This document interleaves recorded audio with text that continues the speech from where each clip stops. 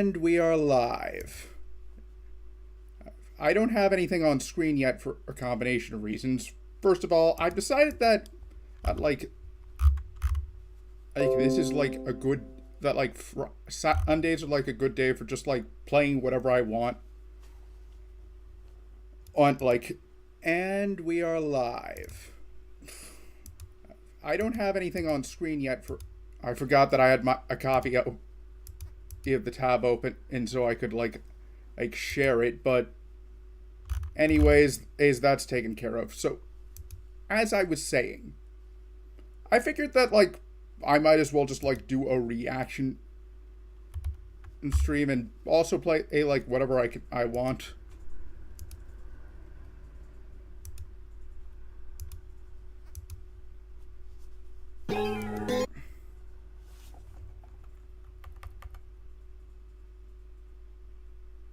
I'm just gonna get.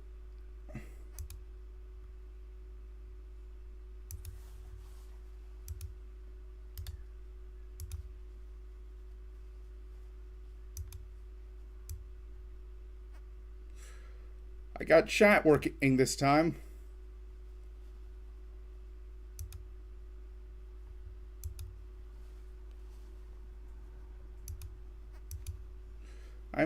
In case you can't. I have two videos on the, I guess you could say, shopping. Hello? Hi? Block. I forgot that Steam's new UI makes it so that you automatically play video, that it not only saves YouTube videos from whatever game you have, but also auto plays them. Like, I'm actually fine with the change so that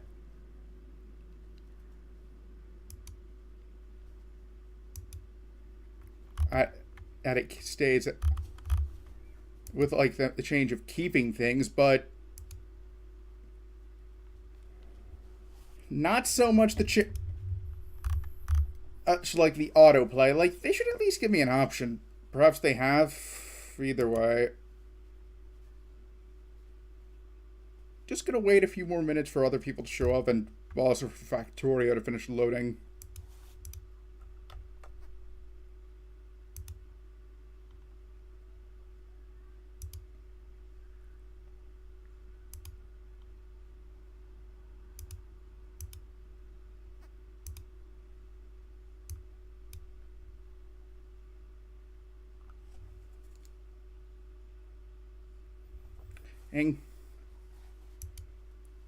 Well, in the meantime, while I wait, I might as well talk about what I'll probably do after this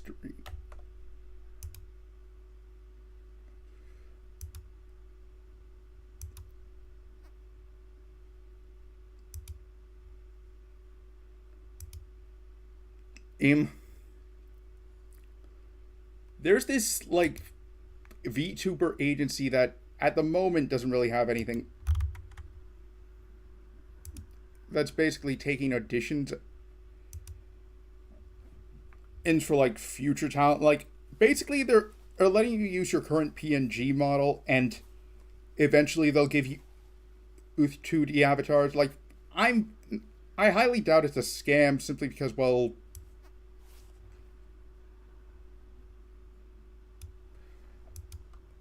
they would probably require you to pay money up front. There is the extremely low chance that it could be, but like I'd say it's like next to zero, if anything. And in case any of the, and besides, I've never heard of it's like there is no precedent for this sort of thing, and I'm more likely to believe something isn't. Well, the reason I'm not starting right away, aside from the fact that I want to see if anyone shows up is, well, I want to figure out where the best place to like put this is.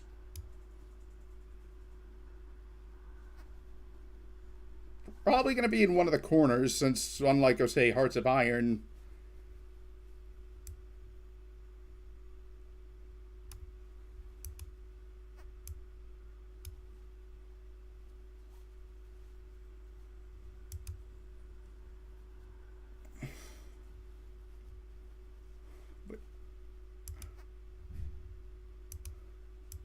or there aren't like buttons on the top screen. Although I will still probably put it in the bottom simply because, well, the minimap and technology is in the top. One slight correction first.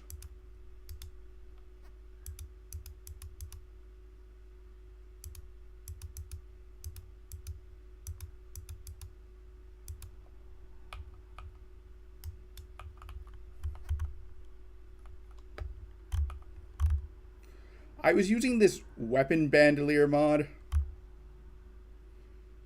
Odd, but well, it started to kind of like bug out on me. So as a result, I think I'll just craft a wooden chest, destroy it, then I'll start the video.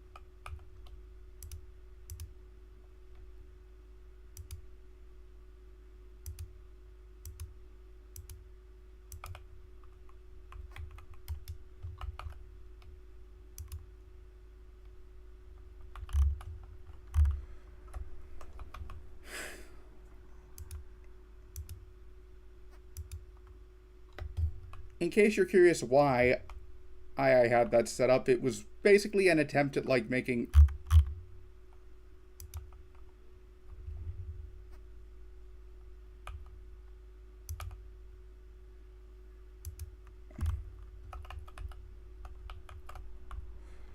ensure I could carry all weapons, not carry.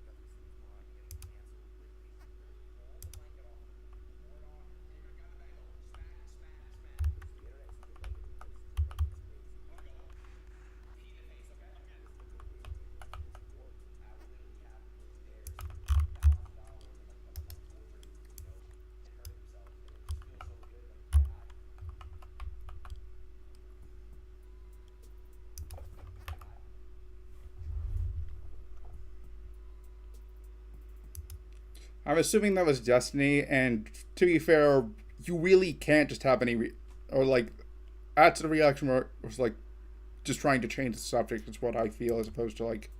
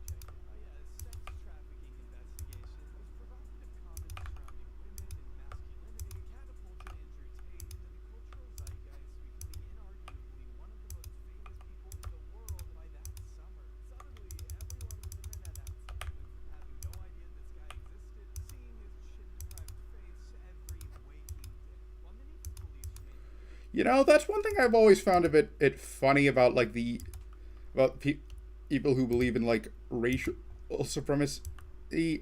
Usually, it's not like it's not people who like actually fit their own description. Like, to use an example from James Bond, you may know the villain in Jaws. Well, in Moonraker, which was his second and last appearance, and he actually falls in love with this woman. And the thing is, the villain of Moonraker, who he was working for, was basically someone who wanted to create his own like master race sort of thing. And the thing is Jaws quickly realizes, wait, there's no place for either me or the woman I love here, so he turns against her and Drax. Like, if you want another example, there's a comic. There's this like one panel of Garth Ennis's Preacher, which I haven't read, but I have seen the panel in question, where like basically the titular character is like confronting like this white supremacist, and he asks, "Where is your chin?" And it's actually pretty funny. Like, I might pull it up, post it like on Twitter. The guy can.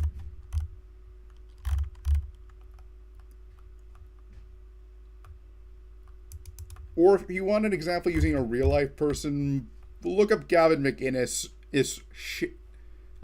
Namely, look him up unshaved then unshaved. You'll wonder how the hell they're the same person.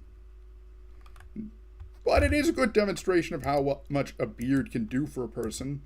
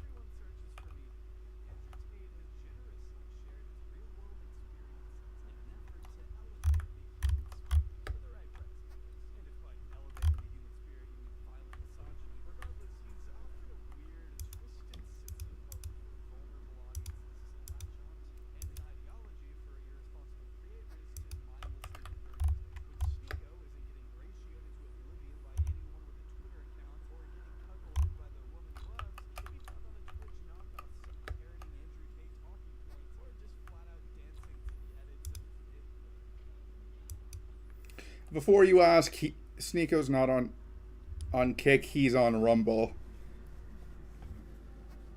I do wonder how many different knockoffs there are, offs or clones there are of Twitch.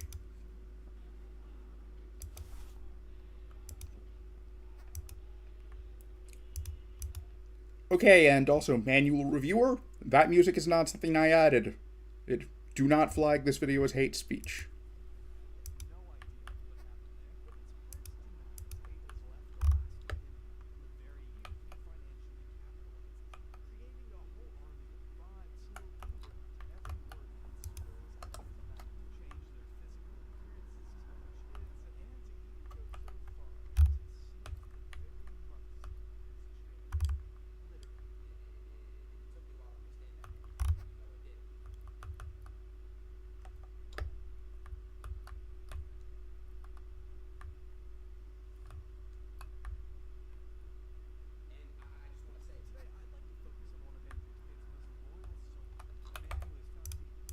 You know, that clip actually kind of reminds me of this one, like, segment of The Tonight Show where, like, back when it was under Jay Leno,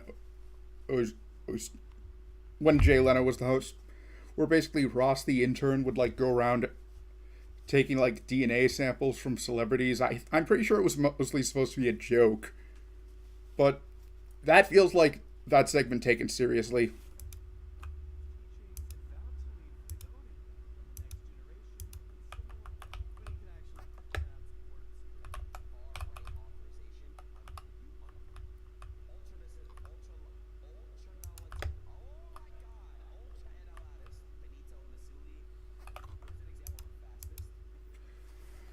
Far-right ultra-nationalist authoritarian Mussolini.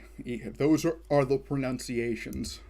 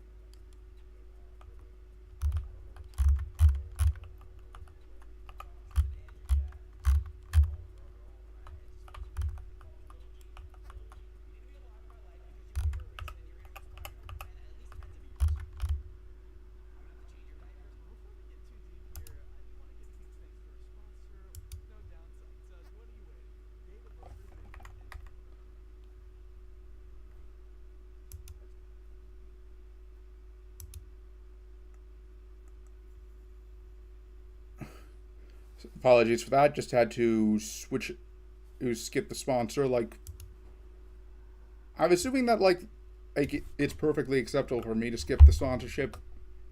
If not, I'm not making any money off of this anyway, so don't think it particularly matters.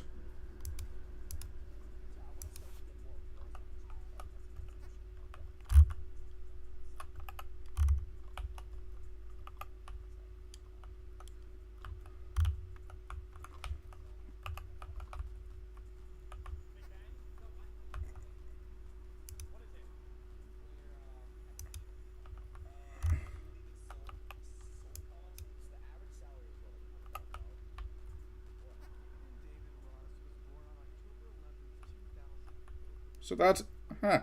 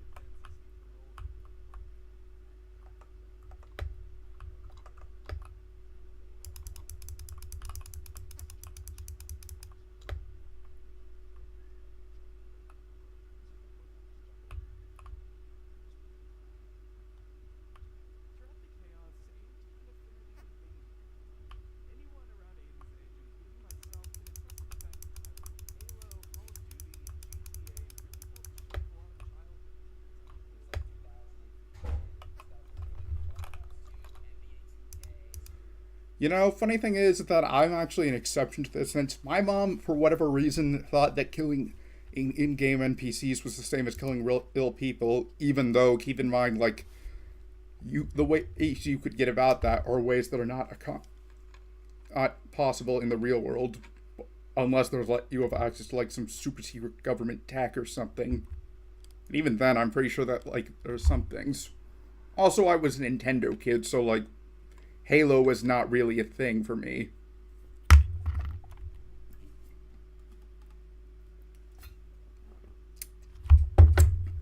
Remembering to stay hydrated this time. Got a full water bottle.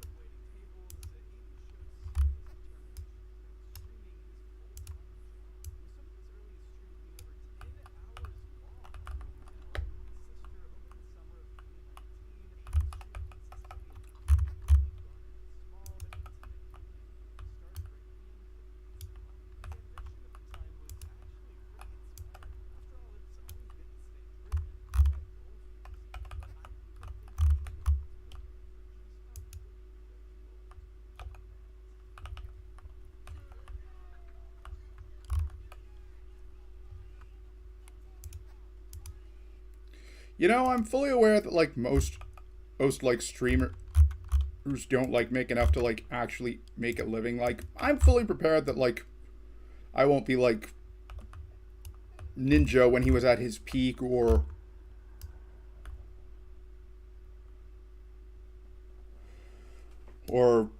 what's another or popular streamer. Like it would be fantastic if I could, but like you're not gonna see me actively go out of my like complain like, and if I don't.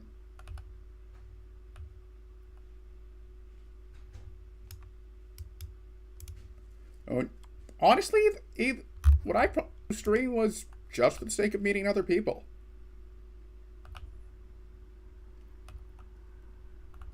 While doing something I enjoy.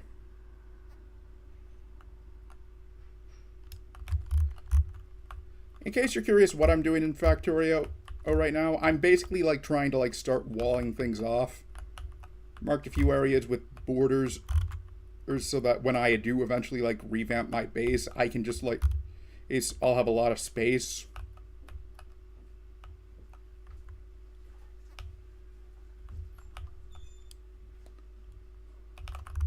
I'm gonna try and get these three areas as done today.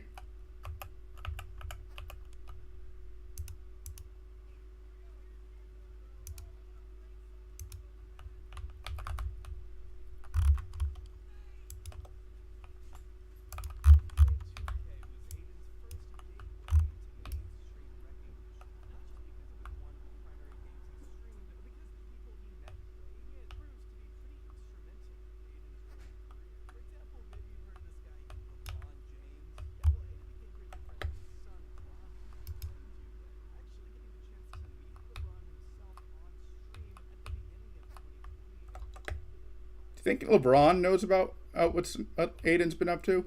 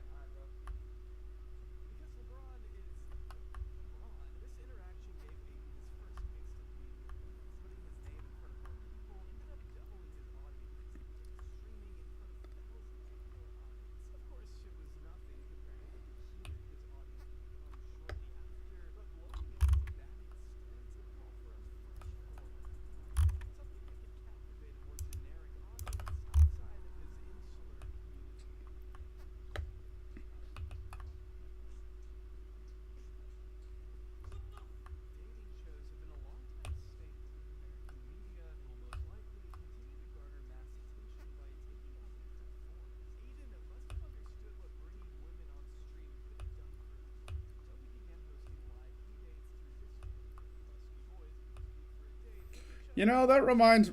You know, I've always wondered who like the first one to do this sort of thing.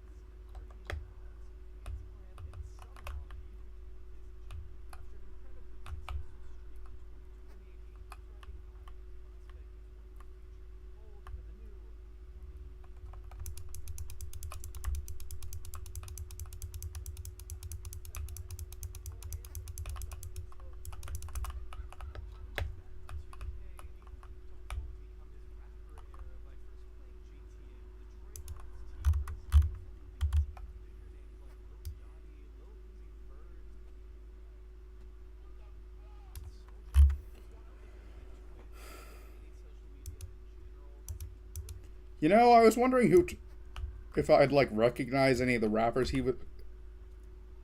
he hung out with. Well, I don't recognize Cactus Jack, but I do recognize most of the one except for like the name right before like Lil Yachty, which.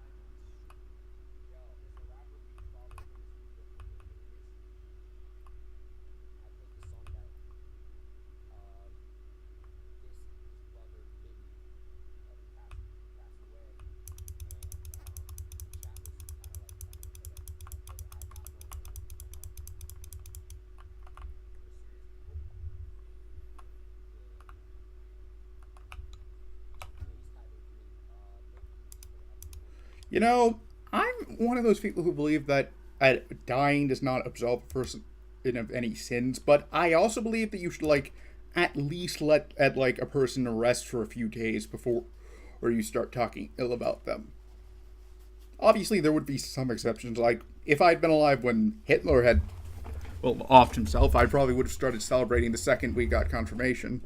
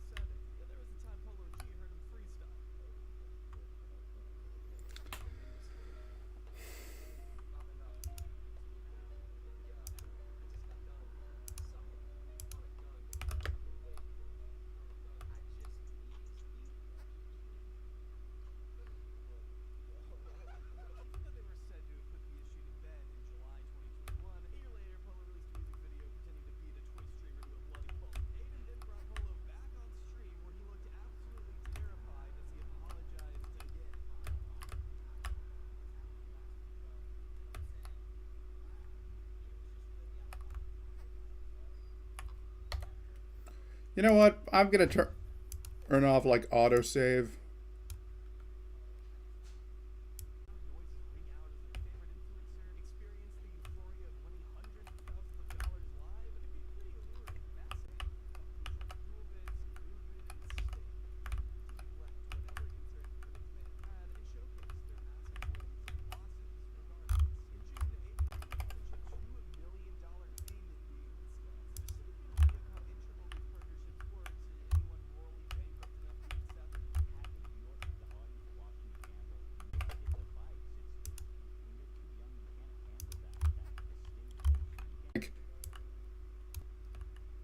Like group control over the Soviet Union. Like one stream they had like everyone control a single division. Another one they had like basically everyone acted like some sort of minister, and they had like purges and whatnot. That's the sort of stuff I want to do for my streams.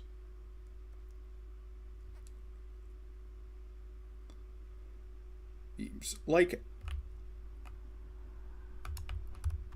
basically like they would be the exception, not the rule, so that they like wouldn't get stale.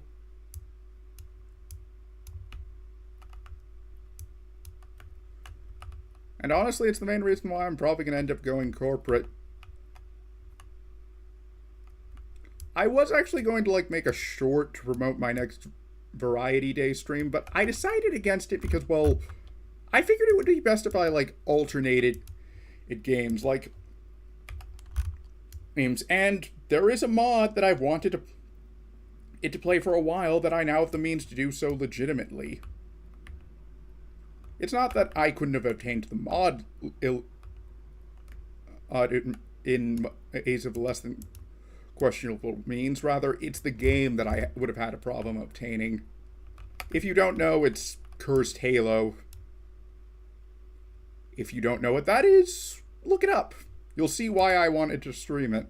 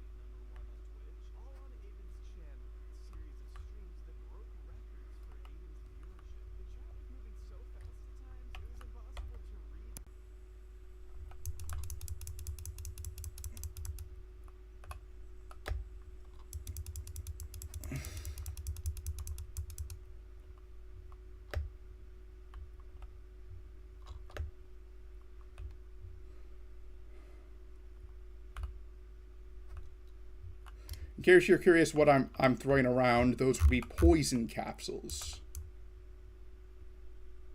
They don't do any damage to the nest, but they are deadly against the worms. A.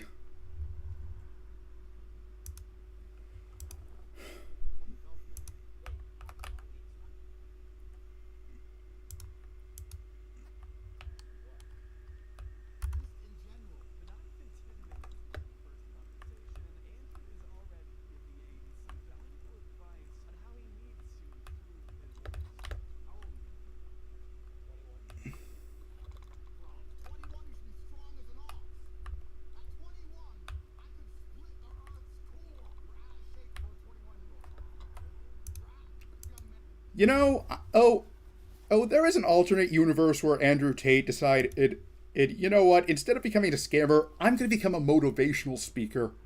And he was actually, and in that universe, things are a lot better because, honestly, I could actually see him, like, pulling that off well, but with his current mindset, no way. And, you know, the funny thing about what Andrew Tate says is that you need to have a jet, but the thing is, I found that, and you're talking about the rich, they will usually go for the cheapest thing. It's like status symbol just so they can say, I have it. Like, they'll go for the cheapest Porsche.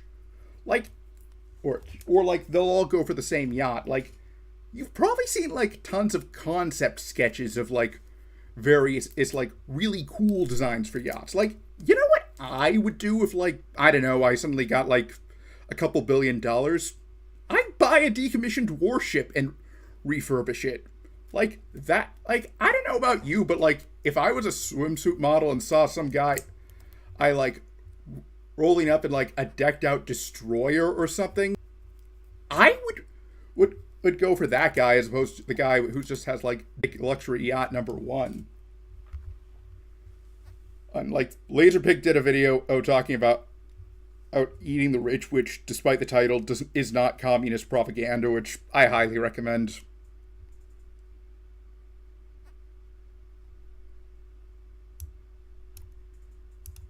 Man, you're 21 years old. You have all the time in the world. I bet you're making a bunch of money on the internet. I bet you're loaded as well. You're rich from this shit. Yeah, so you ain't even gonna go to fucking work. And you ain't doing any push-ups? Jesus. How do I...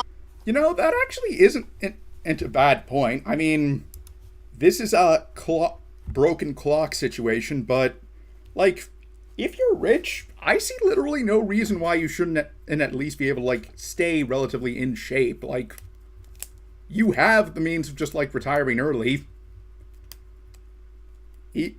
Spend it working out. Like, it's one thing if, like you stay rich because of, like, a job that's incredibly stressful and takes a lot of time. Like, if you were like, okay, maybe I shouldn't have gone down that route because I can't think of an example, but you get what I'm saying. Like, I fix you when you're so fundamentally broken?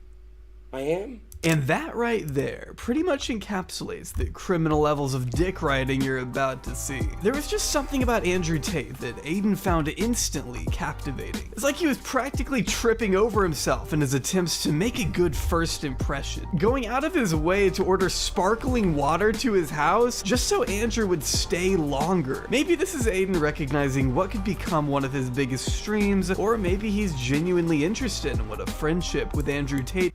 You know, funny story about Andrew Tate.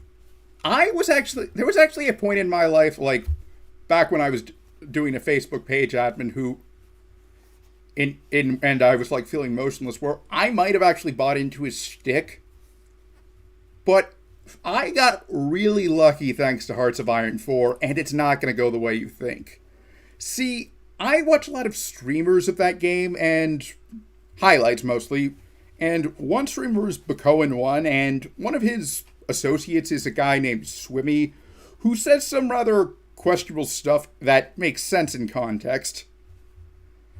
It's like, there's one clip of him saying, I am a staunch National Socialist, and people parody all those, like, Sigma grind set at videos with, like, by calling him, like, a swigma male, a portmanteau of Swimmy and Sigma. I discovered the Swigma male parody videos before the actual thing, So it pretty much became impossible for me to take them seriously. That was probably one of the best bits of luck. And in case you're wondering, this is not the only video I will be reacting to. Zion Lanza did that huge Google drop, and I've got False Eyes D's video on the subject coming up once I finish this. I just figured that I'd take care of this one since I love Jay Aubrey's content. And also, it did just drop, so I figure, hey, why not kill two birds with one stone? And as for Factorio, well, I already copied Destiny once. Might as well do it again.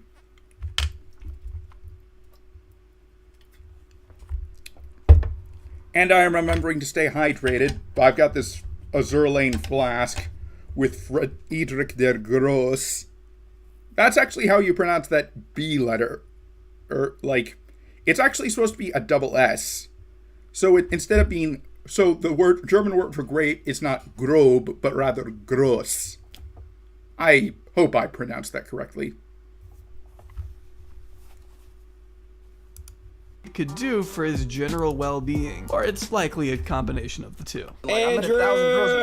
I love you. I love you. I love you, man. Like, you don't... I know you have a good heart. I love him, bro. I love him with all my heart. I missed you. You got bigger, and you got stronger. And also a sexier. massive... I could just tell you have a good In heart. case you're curious, is what I'm using in this tank. He's great. Uranium bullets and depleted uranium tank rounds. Very powerful. Terrible.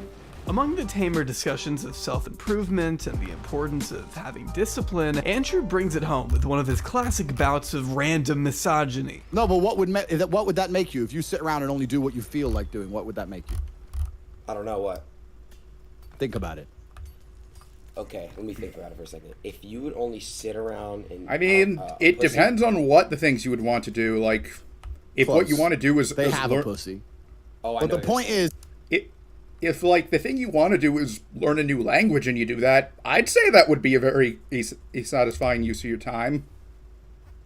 I've tried that, and it doesn't work for me as well simply because, well, I live in a house that only speaks English, and I tend to, like, fall out of knowing a language if I do not practice it. Like, it's why I kind of hope that if I ever end up with someone, it's someone who speaks a foreign language, simply because... that way I can stay in practice. Assuming it's one that's relatively easy for me to learn. Like, if it's someone who speaks like some Asian in language or something, or like some really obscure like African tribal language, I'm probably not going to be as successful as like if I end up with like a woman who mainly speaks like a European dialect.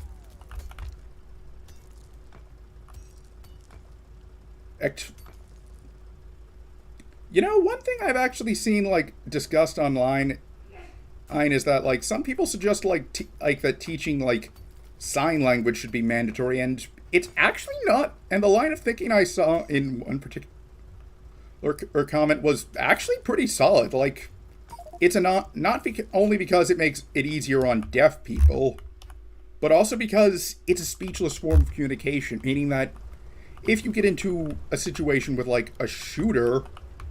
you won't have to, like, worry about, like, alerting them to where you are to, like, tell someone, hey, there's a door right over there. We can, like, make a break for it if you don't know their phone number or anything.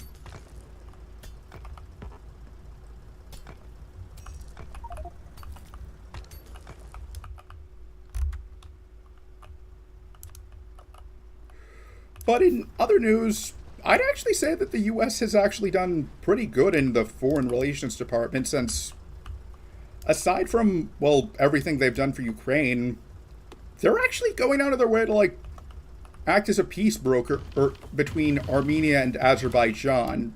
If you don't know where those two countries are, they're essentially in the Caucasus, that region, like, around Turkey and Russia. The Armenians and Azerbaijanis have been debating over the Nagorno-Karabakh region. Not debating, fighting, rather. And it's gotten really bloody. And the funny thing is that Russia has its own version of NATO called the CSTO, which is mostly comprised of former countries of the Soviet Union.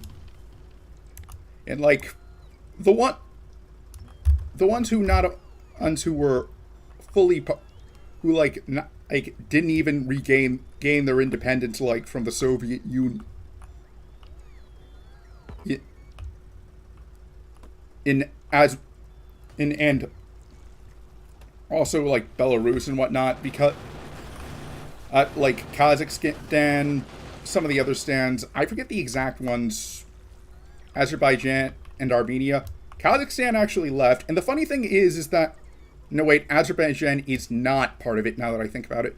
And the funny thing is that while Russia was invading Ukraine, Azerbaijan and Armenia got into a fight. And from what I understand, Azerbaijan was the aggressor. Now, if this was a NATO country, what would happen is Article 5 gets invoked. The U.S. Unless, of course, it ends too quickly. Like, obviously, in that case, that's a different story. But still, like, all the other NATO members start providing some support if they don't actively send troops. And Russia has its own equivalent of Article 5. I forget what it's called with the CSTO, but what should have happened was, at the very least, Russia should have said, okay, we'll agree to a ceasefire for now. Or hell, they should have withdrawn, which I'm pretty sure everyone would have said, yeah, that's a good thing. But Russia's basically abandoned Armenia, and as a result, Armenia has basically turned to the US and China. Like, the US is not only he's saying, hey, we'll meet our defensive agreements, but we'll even help people who we aren't obliged to protect, because while the US does have its history with Armenia, look up Woodrow Wilson's plans for a League of Nations mandate. The current Armenian state is not one that the U.S. had any obligation to defend.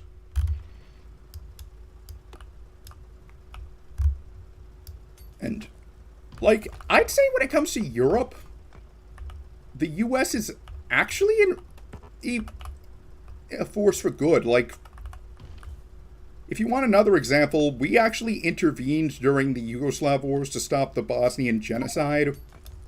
Unless, of course, you're Noam Chomsky, in which case we went there because imperialism. If you can't figure it out, I do not like Noam Chomsky. Since I actually have a Bosnian relative, and he denies the Bosnian genocide. If you want to know more, Kraut did a video, although keep in mind, if you're sensitive about the subject, you might want to hold off on watching it because he does go into pretty graphic detail.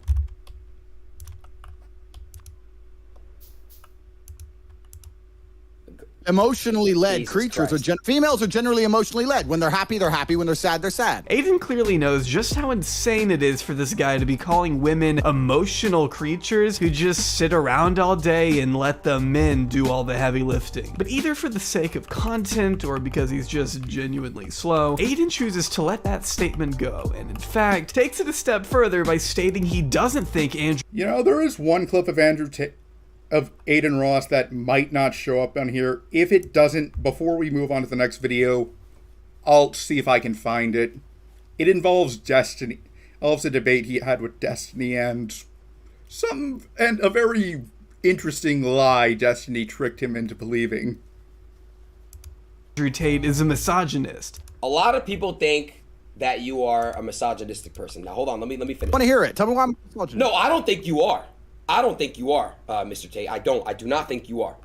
I do not think you are. So when I say like girls can't drive, Everyone calls me a misogynist. I think Aiden was both attracted to the status of Andrew Tate, having 27 cars and all the women and money he could ever ask for, as well as the added bonus of him being an arrogant edgelord, just like Aiden. And as we covered earlier, Aiden was already feeling lost and directionless just a few months prior to him meeting Tate. The seemingly endless slew of advice Andrew was feeding to anyone who would listen felt like just the answer to the problem Aiden was faced with. Thanks to Tate, his numbers were back up, his morale was in a more positive place, and he finally had someone in his life who claimed to want to better him, encouraging him to adopt a healthier lifestyle and being there when Aiden broke up with his girlfriend. You are lost. You're a lost Yes, soul. 100%, yes. But in reality, it was probably more codependent and transactional than Aiden would care to admit. It's called the War Room. You can find out more on CobraTake.com. Listen, you need to get inside the War Room. CobraTake.com. So that's another reason the War Room exists. I'll tell you how you get rich. You go to CobraTake.com and you join Hustlers University. CobraTake.com, Hustlers University. So my organization, the War Room, go to CobraTake.com and you join Hustlers University. Join the War Room. Just don't promote Hustlers University, please. I'll be back.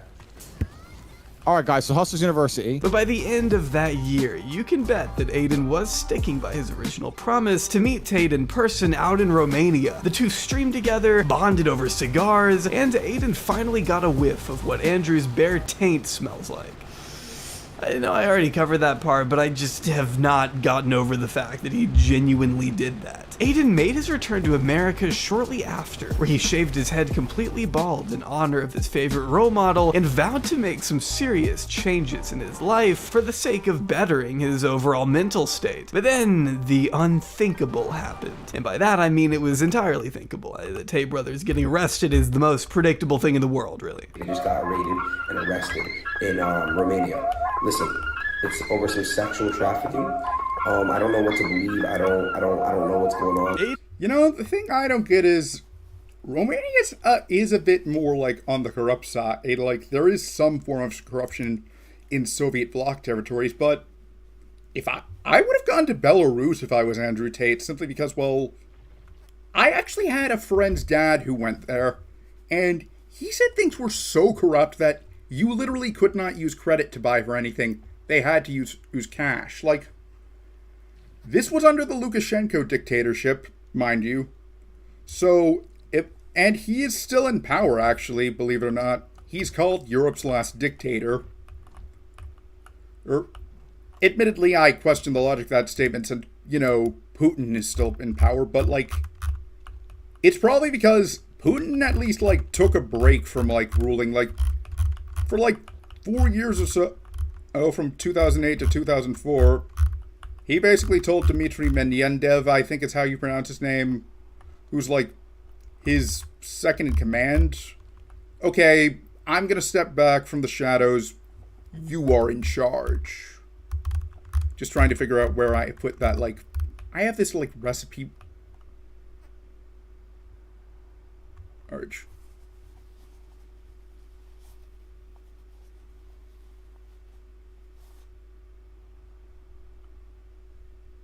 I should have probably just named it. Oh, well.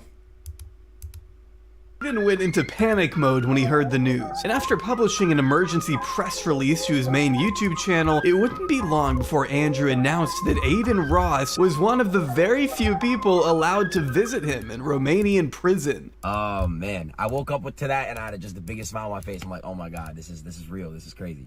And the answer to everyone's question, if I'm gonna basically go see Andrew in jail, because he did put me on his visitation list, the answer is this. That's where it is. Andrew Tate, I'm on my way. I'll see you in Romania, G. It was obvious that being charged with rape, human trafficking, and organized crime wasn't about to put Andrew Tate at odds with his most loyal student. You know, I can't help but wonder how many of the people Andrew Tate said could visit him actually did so. Like, it would be funny if, like, Aiden Ross was the only one, because if I was as Tate, like, I would honestly hope that, like, something would come up to stop Aiden Ross from showing up, because it would not look good if, like, someone as illiterate as Ross was, like, the only person to show up. Like, keep in mind, this guy cannot pronounce the word fascist. It's like, it's among others. Like, legitimately, I have to wonder, how do you watch Aiden Ross for a full stream and not get a stroke if, like, he doesn't have someone else to balance it out?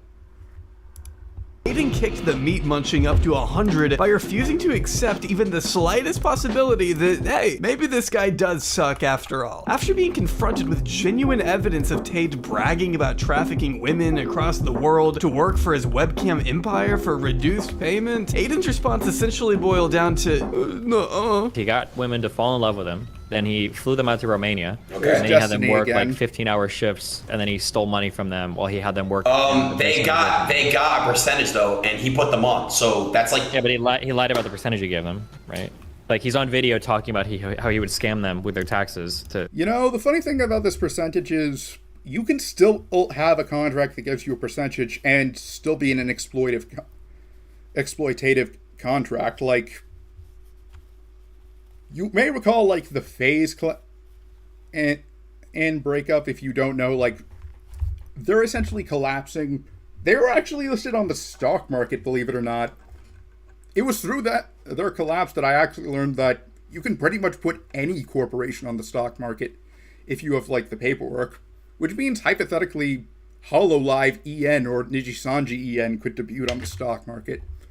Imagine how the news cycle would look on that day.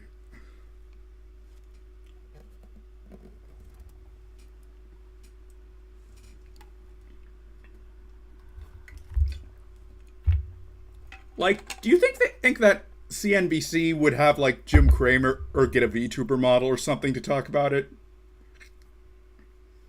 Or do you think they'd just, like let one of the HoloLive or Nijisanji VTubers or just, like, take over a CNBC show or something? That would certainly be a good like, program for screen caps or something. Steal money from them. Like, Tax is also another important element for controlling your woman. You're not going to pay anybody tax. Didn't You should get expect paid a in clip Bitcoin. from secular You can tell talk your on girl that you're paying the tax, because girls are lazy, and girls are stupid, and girls don't understand how taxes work.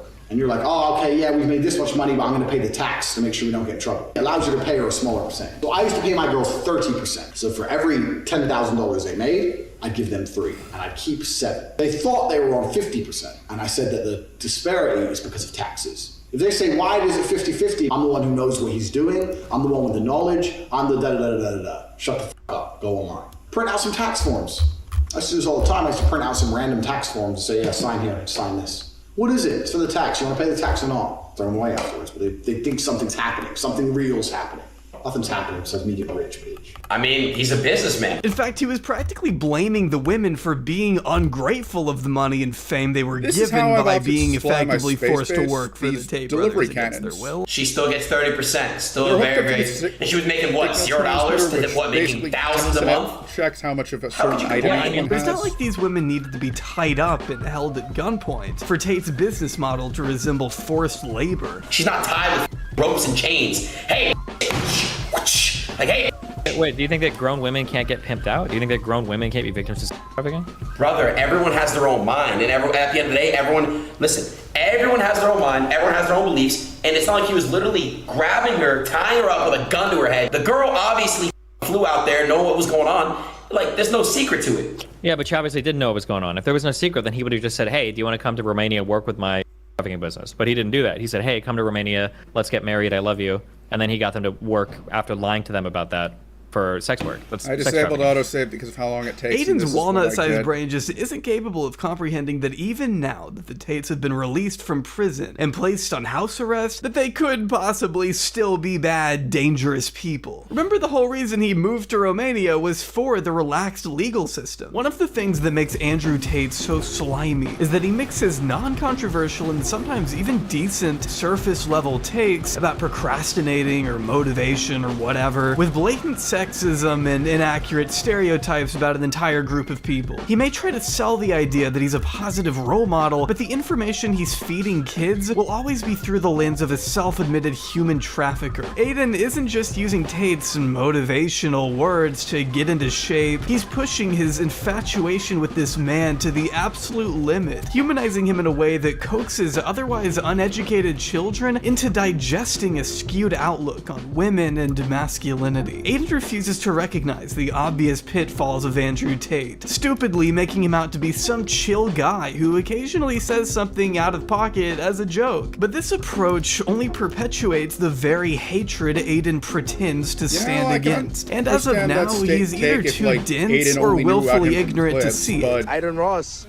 this is what you've done to your fans. I say hi, Aiden Ross. When you met a person, I don't understand. But who cares about that? He likes me, bro. He likes me. The validation this guy desperately craves is sad. His incessant need for attention bleeds into his ideology and clouds his moral compass to the point where I can no longer tell what he believes. One minute he's saying he isn't political, the next he's excitedly throwing support behind Donald Trump. One second he's preaching against hate, the next he's platforming neo-Nazis. It became pretty evident during this stream in particular with Destiny that Aiden Ross has absolutely no goddamn clue what he's talking about with politics. You know damn well Trump is better than Biden, bro. He did amazing. I'll explain it. He pardoned A$AP Rocky. He pardoned Kodak. He did a lot of cool, fun shit, bro. He did so much cool, fun shit. He made like the world like just fun and entertaining, you know. But like Biden's not entertaining. Biden has a. If you're gonna judge someone's political career based solely on who they pardoned, then that's a pretty terrible metric, and you should probably never speak of politics again. Also, I'm pretty sure that if I use the logic of Obama actually he supported efforts to get Randy Blythe home when there was that whole murder fiasco, therefore he's one of the best presidents we've ever had, I'd get laughed out of any discussion in that I tried to use that point. And so, in other words, just don't take any political advice whatsoever from Aiden Ross.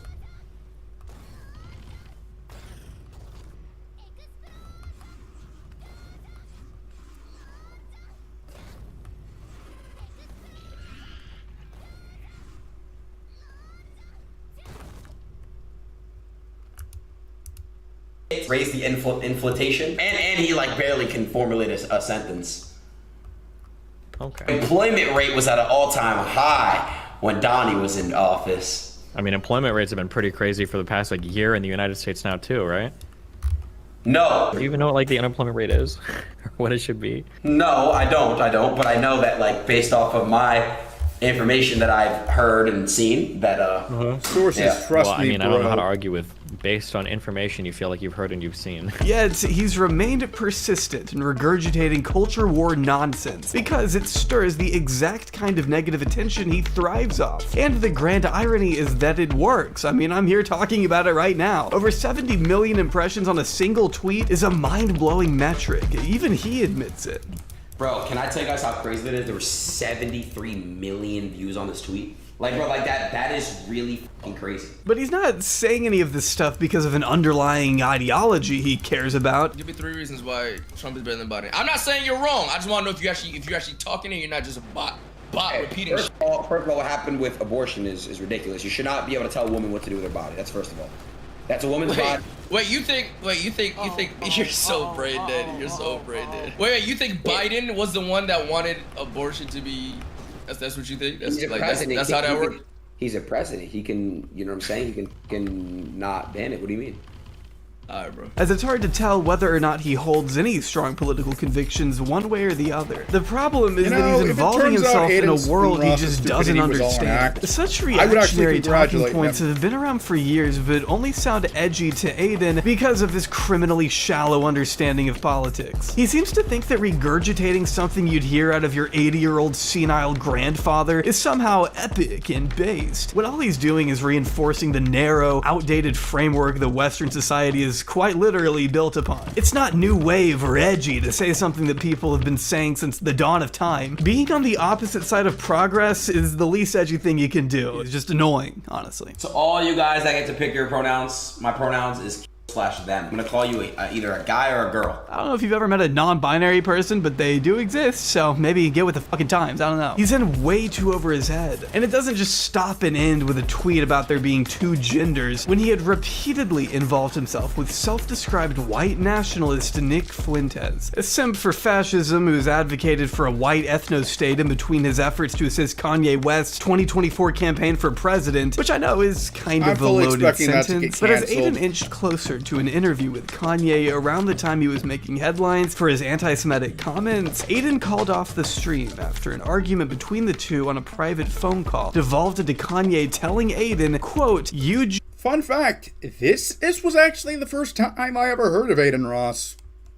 Like, I recently got back into watching Philip DeFranco. He covered this as like the opening story, and I was like, who? And Philip opened the show with like that clip of him like pronouncing like fascism and like the description. I legitimately thought I was having a stroke, which admittedly was not helped by the fact that I actually consume a rather high amount of caffeine. But still. Jews aren't going to tell me what I can and can't say, and yeah. And no way. Yeah. And you know, you Jews aren't, and you know what I can and can't say, and you know, like, we cool? And I was like, yeah, we cool. Like, you know what I mean? Like, just he's like, I don't want you to be my enemy, and then yeah, that was it. And then I was like, all right. He was like, love, brother. I haven't heard from you since, and you know, we haven't talked since. So people think I got silenced from Twitch. People think I got silenced from, you know, the higher ups. Alert, no, he will. That was the reason why. Seeing Aiden display somewhat of a backbone here would have been more refreshing and admirable if he hadn't continued to bring Nick Fuentes on stream to discuss pressing matters like, what do you mean Jews are doing the work of Satan? What does that even mean? Can you please, you know, elaborate? A lot of hate crimes are hoaxes. You remember when Ye put the swastika on his Twitter? The message was about reconciliation. If you could reconcile Jews and Nazis, you could bring the whole world together. So his whole idea was about... But a lot of what Nick has spewed in front of Aiden's audience goes without being challenged, as by the end of this stream, Aiden is still asking if there's anything he can do to help with Kanye's campaign. If you and Ye, you know, I know you guys are still thinking about running for the 24. You guys want me a part of the team, man? I'll join. I think he's totally open to that. Like, what happened to not spreading hate, man? Where did that go? I can't allow any type of hate on my platform. At the end of the day, man, I don't want to, it's just spreading hate. It's all about spreading love now, man. I want to spread love and make sure everyone's, you know, straight. Aiden also at one point tries to convince Fuentes to accept other religions, which will never happen, considering he is not pro-freedom of expression. In fact, he vows to suppress the voices of his enemies. See, just like he was to Tate, Aiden Ross is nothing but a megaphone for someone like Nick Fuentes to shout his dangerous views into. As opposed to staying relegated to the darkest cesspits of the internet, Aiden has made sure Fuentes gets as much attention as he can on his own stream in front of tens, if not hundreds of thousands of teens who are just a couple Google searches away from falling deep into a rabbit hole of poisonous ideology and unabashed lies. But none of this was going on at Twitch. No, this match made in hell could only have been made possible by Kick. See, Aiden had received his 8th and final ban from the platform on February 25th, 2023, shortly after making the move to a brand new Twitch alternative named Kick just a few weeks prior. Kick was pretty attractive to Aiden for a few reasons, the main of course being a much more relaxed TOS. Yeah, nudity, gambling, blatant racism. Aiden would be given not just free reign to speak his mind and be as obnoxiously offensive as he'd ever been, he was offered the biggest streaming deal of all time. Kick is funded by the massive gambling company Stake, which has endless pools of money to shill out to their creators, evidently. Kick also famously gives their streamers 95% of their ad revenue, as opposed to the admittedly awful 50-50 revenue split you could get over on Twitch. When you couple all of that together, there really was no reason in Aiden's mind to... I wonder what the split on YouTube is.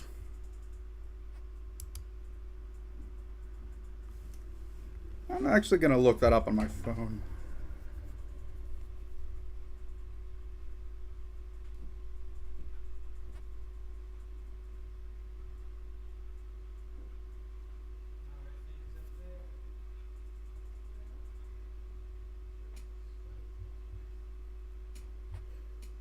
Okay, 45% goes to YouTube, 55% goes to the creator. Feels odd that they wouldn't do like 16% to the creator, 40% to YouTube, but what do I know about running a site? stay over there. So he made an announcement and brought 266,000 people over to what I can only describe as the Twitch equivalent to 4chan. But being given such intense freedom out of nowhere meant he was going to test the boundaries of what he could and couldn't get away with. And that meant crossing some lines that have now shaped his entire reputation. You seen Aiden on Kick? Yeah, him and Train streamed the entire Super Bowl on Kick. Did Kick have like a license for it? First stream on Kick, by the way, to 67,000 viewers. If you thought Aiden couldn't possibly get any dumber than breaking copyright law to stream the Super Bowl in its entirety on Kick, think again, because this becomes rather ironic when you consider, well, Jay Aubrey's going to mention it, so I won't say yet, but you probably already know what I'm talking about. One of the biggest scandals he's had since joining the site involves the time he streamed the front page of Pornhub to an audience of God knows how many minors. What do y'all want to watch on Pornhub, bro?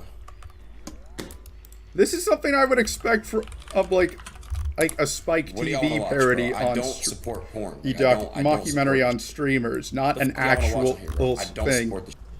I don't condone it. I don't support it. Come here real quick. There's no way. What? You're just having this on stream. Is that bad? What? Chat, do y'all still beat your meat, yes or no? Wait, how old are you guys in the chat, bro?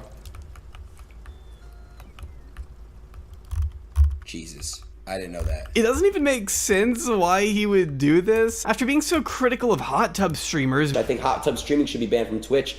It's soft porn. It's in the same category as gambling, right? Because it's promoting poison. That actually is something I do think they should have a discussion about on Twitch. Like the thing is, Twitch is very inconsistent with bans. Like, you may recall how, like, a month or so ago, Snuffy got hit with a ban for her new model. Well, a very short one, but still, like, I've seen, like, Amaranth and stream with arguably more revealing clothing than what Snuffy had, and I've only seen her get banned once. It was actually really recently, oddly enough. No, I have no problem with Amaranth. This isn't a problem with Amaranth as a person. I have more just like Twitch's standards.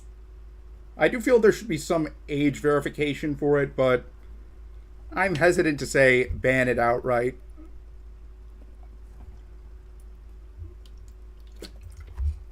Simply because I could see Twitch cracking down even harder on like vtubers with more risque models. You know what I'm saying? In the brain, it's just a fact, in my opinion. Profiting off women's cleavage over on his main channel while decrying how much he hates porn. You get a little hard? No.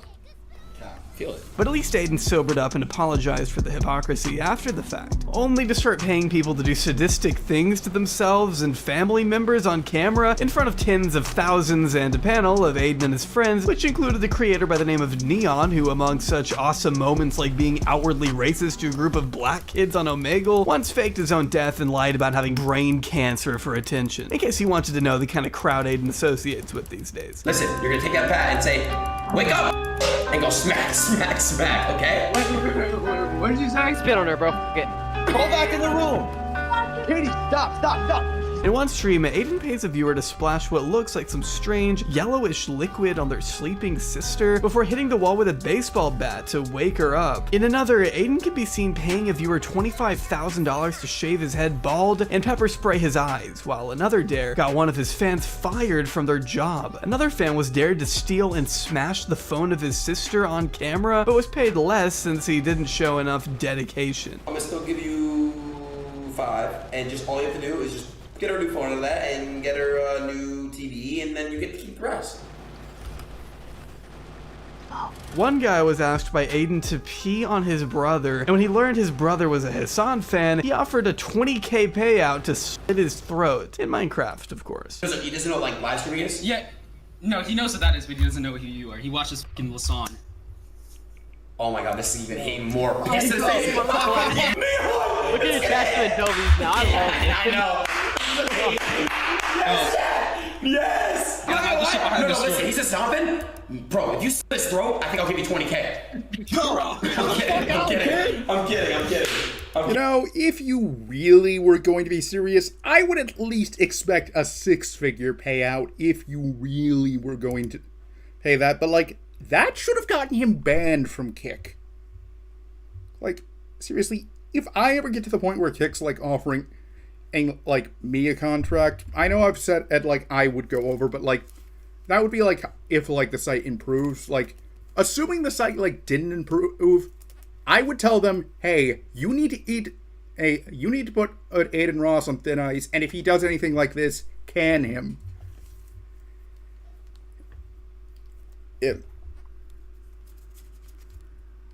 Like, I can only imagine just how many times Trainwreck has just, like, gotten close to having a stroke every time he sees one of Aiden's antics. You probably would die of alcohol poisoning from a single stream if you decided to try some sort of drinking game. I'm kidding. Yeah, get him. Instead, the fan settled on peeing in a cup, but failed to get his brother to come to the camera, not going through with it, so he didn't get the money. See, you'd think someone of Aiden's financial aptitude, who will never have to work another day in his life, could stick to just giving away money for free without the unhinged need to make people smear bodily fluids on each other for his own personal entertainment. Remember to always spread positivity, right guys? Peace and love, and dog feces. But Aiden sure has made it difficult for people to talk about his content at all lately, what with him issuing false copyright claims against a slew of YouTubers who just used clips from his streams and provided commentary under the protection of fair use. If attempting to steal a life-changing payout of over $8,000 to one creator by the name of Internet Anarchist wasn't bad enough, here he is laughing about it on stream. W. Chat, by the way, this is Hassan's head moderator, chat. Put a W in the chat. We stole $8,000 from him. W. He needed that. Yes! Yes! W, yes! Yes? Yeah, same guy who streamed the Super Bowl to 100,000 people, by the way. Also, not sure why he thinks this is Hassan Piker's head moderator. You really think this guy has a head moderator? Eat her ass! Eat her ass! Poggies! But Aiden's too busy barking like a seal at the idea of robbing one of his enemies of a very decent payday to care. His dedicated fans will be there to support him even if he is taking advantage of YouTube's broken copyright system and issuing illegal DMCA takedowns of those who barely even criticize him. The video by Internet Anarchist that Aiden was so excited to claim contains clips of his streams, but also includes abundant analysis that undoubtedly falls under the 4 pillars of fair use. Plus, Aiden hasn't been the most subtle at hiding his intent. Listen, new editor, I'm not gonna lie, if I don't fuck with them, do it. If I fuck with the YouTubers you're doing it to, don't do it. Like, this guy's an actual dick sucker, bro, so he deserves to get copyrighted. He's a dick sucker. You know, I would find it kind of funny if Aiden ended up copyright striking this stream. First of all, I don't currently make money. And I'm not just saying that because, like, I don't get any views. Like, I'm saying that because I do not have monetization turned on. And I'm pretty sure that I'm still in the waiting period for that. And second, this would prove he's learned nothing.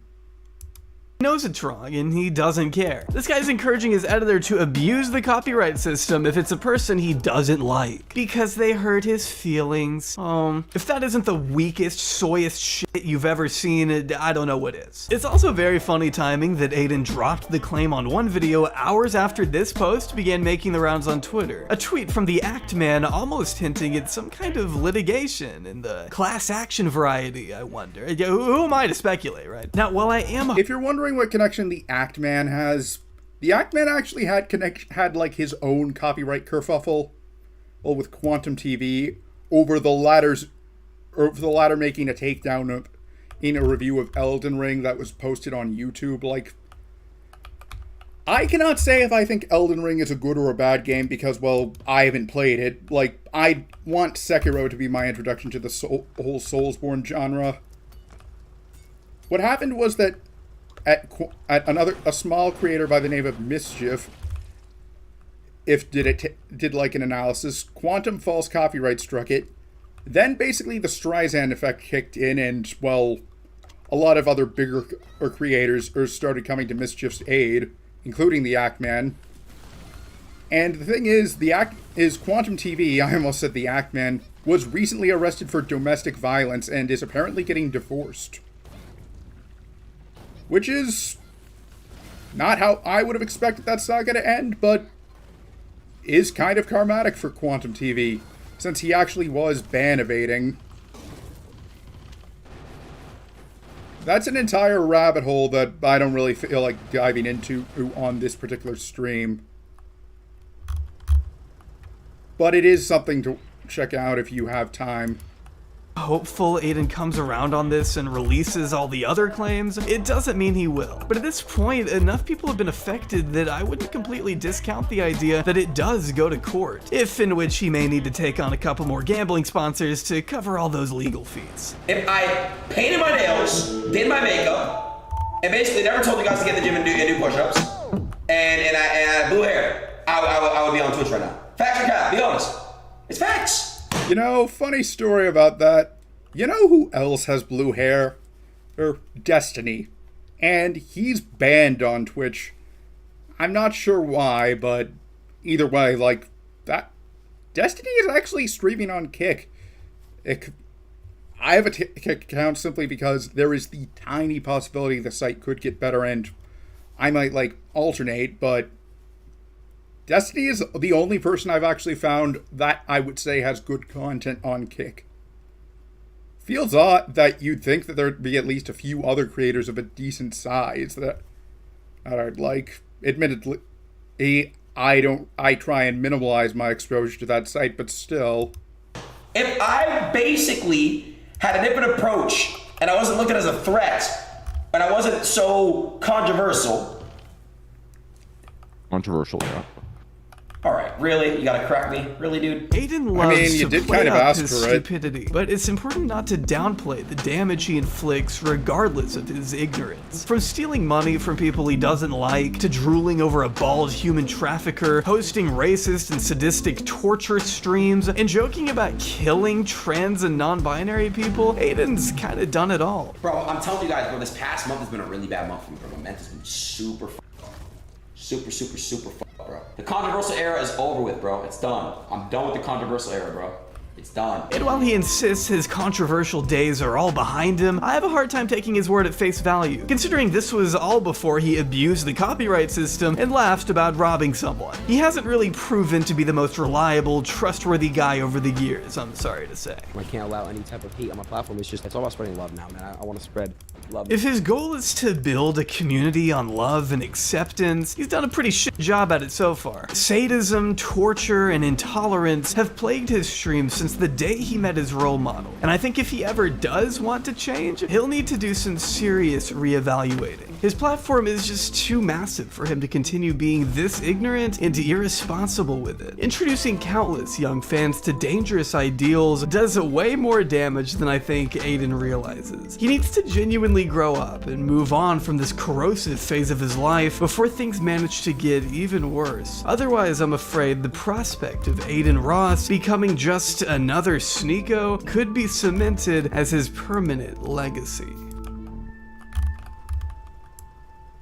That and watching his own sister's OnlyFans. Donated $1. Hey Aiden, I need your advice. My sister catfished me and I jacked off to her nudes. I feel terrible. What should I do? That's honestly happened probably to all of us. All you gotta do is just... You've jerked off to your sister's nudes? Hold on, 1 second. Just realize that... You know, the funny thing is that there was a time when I was a kid that I honestly wished I had a sister. After hearing about about one of Aiden Ross's fans like pulling that trick on him, I don't have that wish anymore. I mentioned how I had there was one clip if that might not make it into the trip. If I'm going to actually pull it up right now. Ooh, interesting and critical video, which I'll save for later.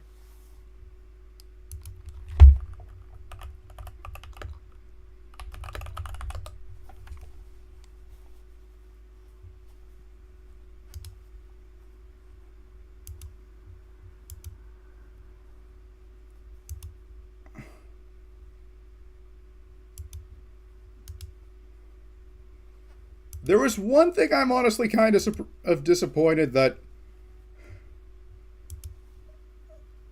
J. Aubrey did not bring up. This is from another creator I do follow called Spats. His alt channel, to be exact.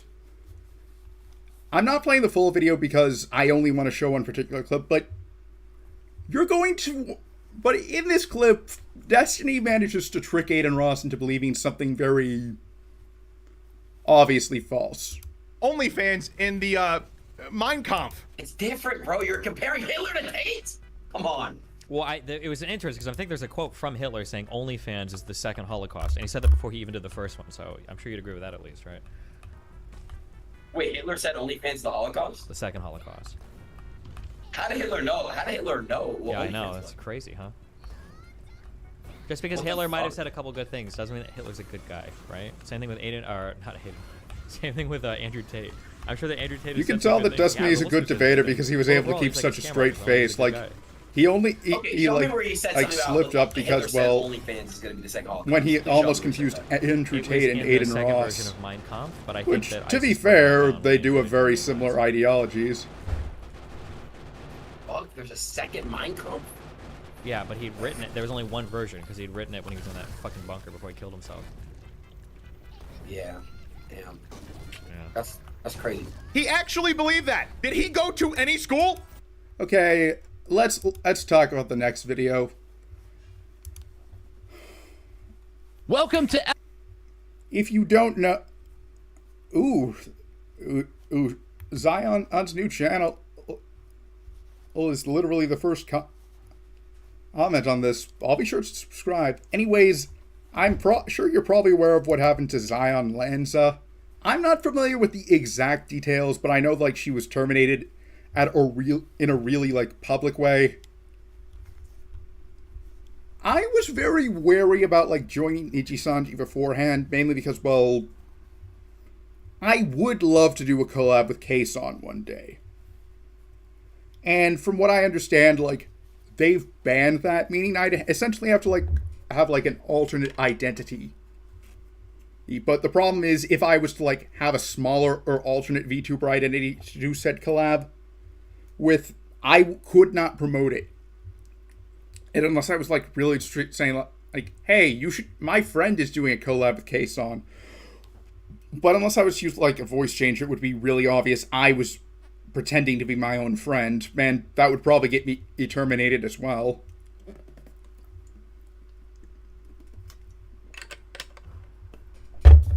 So let's see how this exactly is going. Like, this dropped up like around the same day, and I was actually debating if I wanted to do either this or the Aiden Ross video.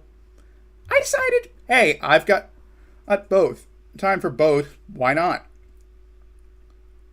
Once I finish the stream, I'll probably record like that audition video for that one agency, which fortunately does not look to be toxic.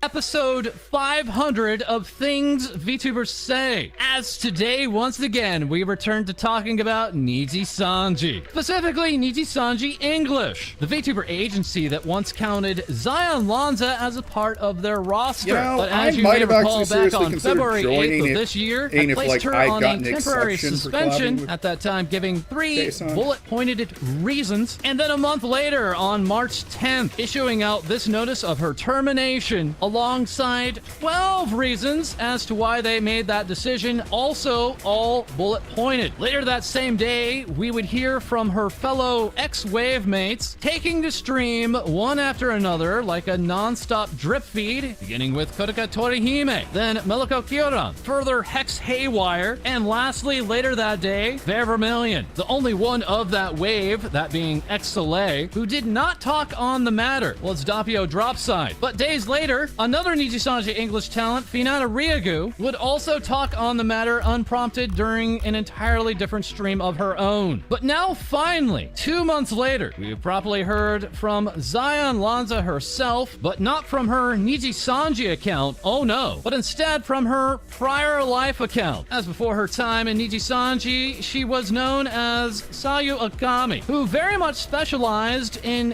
Genshin Impact streams, prior having streamed 1,000 1,684 hours of this single game. Impressive. And now at 10:56 p.m. Wonder if Eastern, she could apply for, like, a 7:56 p.m. Pacific on a Friday night, this ex-Niji Sanji talent would take to Twitter to give us one girl's story, then linking to this twitlonger that then linked to a Google document. The twitlonger beginning with, "Hello, regardless if you knew me or not, I am and always will be Sayu." Even though in the past hour she has changed her name on Twitter, this ex-Niji Sanji talent then beginning to speak in third person, or at least alluding to her Niji Sanji self with, "I wish to tell the story of a girl named Zion who has made mistakes, was shamed online, struggled with mental illness, and simply wished to believe." You know, this one kind of reminds me of like a leaked document that like talked about what the story of Half-Life 2 Episode 3 was going to be, since like switched out the names.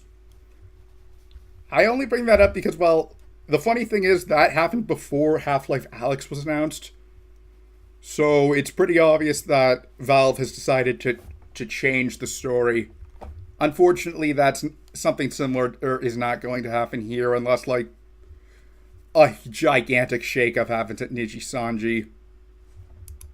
Long somewhere. Stating further, this entire document's purpose is to give context to what happened, not to make excuses for Zion's mistakes or to encourage harassment of any kind to any party involved. Zion does not absolve herself of the mistakes she did make and wishes to apologize to her community and those who were truly her friends behind the curtains for letting them down in any way. Several things are omitted for legal reasons. Please also understand that taking screenshots and keeping receipts was not something Zion ever kept in her mind until things really started to go south, and not with the intention to attack the company or anyone in it. The Google document does have a lengthy introduction that we'll get to in just a moment. But skipping ahead, we did want to address this point. Here on page 11 it says, "I'd like to preface this by saying I do not want any third parties to use what I'm about to reveal or twist my words in any way to damage the reputation of Niji Sanji or its livers." And of course that's just fine by us, as well essentially just be reading this verbatim while providing context when we can. The document begins saying several of the allegations written on her termination were due in part to the differences in cultural background between Niji Sanji, an agency based in Japan, and Zion, a streamer catering to a global audience. None of her VODs were privated by her decision. She did not believe in hiding her mistakes in this way and always wished to own up to them. Thus, this document's purpose. Once the news of the temporary suspension was made on February 8th, clips were then shared of Zion making jokes about Shotas, with many believing that this Niji Sanji liver was self-identifying as a Shotokan. The document continues with, on the Shotokan topic, this was a long-running joke stemming from before.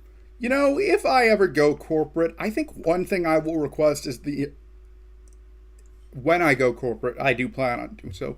One thing I will request is basically the permission to, if I can't, like, keep VODs up separately, at least, like, let me download them and put them on a Google Drive or something, so, like, I would, like, upload them and as, like, lost art, like, memorial footage or something. Like, I could understand, like, requiring me to, like, edit stuff out related specifically to the corporation, and hell, I'd even just mute it. But, like, I will, like, try and keep it up, or at the very least, I'll tell them, hey, I'm fine with taking the official VODs down, but, like, if there's any, let's let fan accounts keep them up. That would be, like, one of the big caveats I'd insist on. Probably should have brought flamethrower fuel.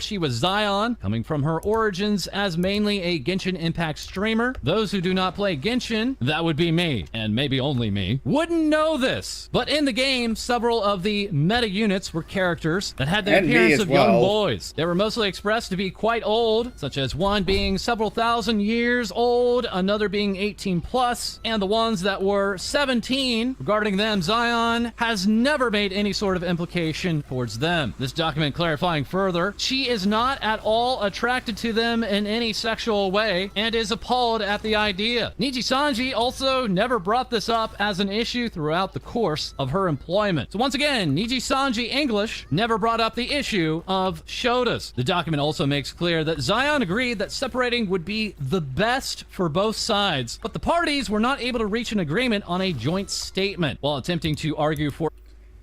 You know, I could maybe perhaps see that, like, something else came up that might have caused Niji Sanji to, like decide, yeah, we probably should, like,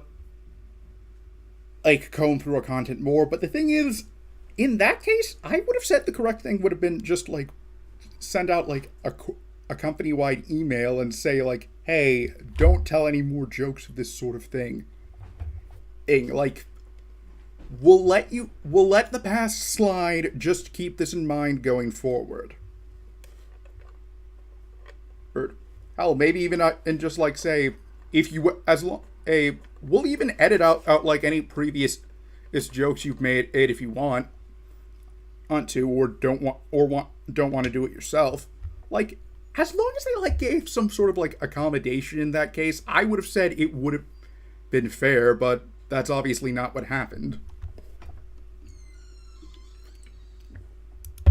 A more peaceful narrative than the termination statement Niji Sanji wished to make. Zion did get written confirmation that Niji Sanji had no intention at the time to cut off or discourage her from interacting with or remaining friends with other Niji Sanji livers. She also confirmed that Niji Sanji would not avoid commissioning or working with any creators that work with her in the future. This image then being linked, apparently being from an individual from Niji Sanji, stating regarding interaction with Niji Sanji livers, we would not stop or forbid you in this, and for creators who will work with you in the future, we will not avoid to commission with them because of that. Thank you for your understanding. So once again, this content creator trying to make very clear that Niji Sanji will not hold a grudge against those who will interact with her, even if they are still within Niji Sanji. The document then takes a very major turn. You know, I actually don't really know much about, like, Niji Sanji, since, well, I have, like, watched occasional clips of, like, Scarlet and, like, some of the collabs. I mainly actually watch indies. And when I do watch corporate, it's usually either HoloLive or VShojo. Like, I'd say that of the big two and plus VShojo, they're probably the one I watch the least of. I wonder if there's, like, an official ranking for or VTuber agencies only by size.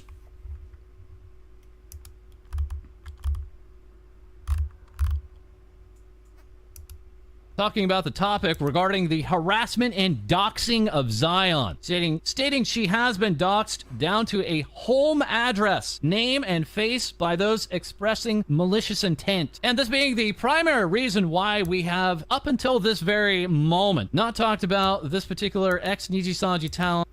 You know, it feels odd, like, seeing, like a VTuber's, like, previous identity, as in, like, their previous VTuber identity, not their public life, mind you, discussed so openly in this case. Like, I'm aware of, like, what happened to Kayson before she became, well, Kayson, but, like, and her relation to Kiryu Koku, but that's still treated differently. Like, there is, like, it does feel like people, like, are aware, but they joke about it, but, like, that's not what's happening here. I have to wonder if it was, like, the difference in their circumstances of termination. Funny thing is, my identity, I could theoretically just, like, keep the name and change the identity, change the appearance, like, just say plastic surgery or something. Hell, I could or actually probably just, like, continue on as the same person. Like, just say that, like, I'm pulling a You Only Live Twice, where I faked my graduation. Strongest air quotes around faked. And I'm adopting a new identity.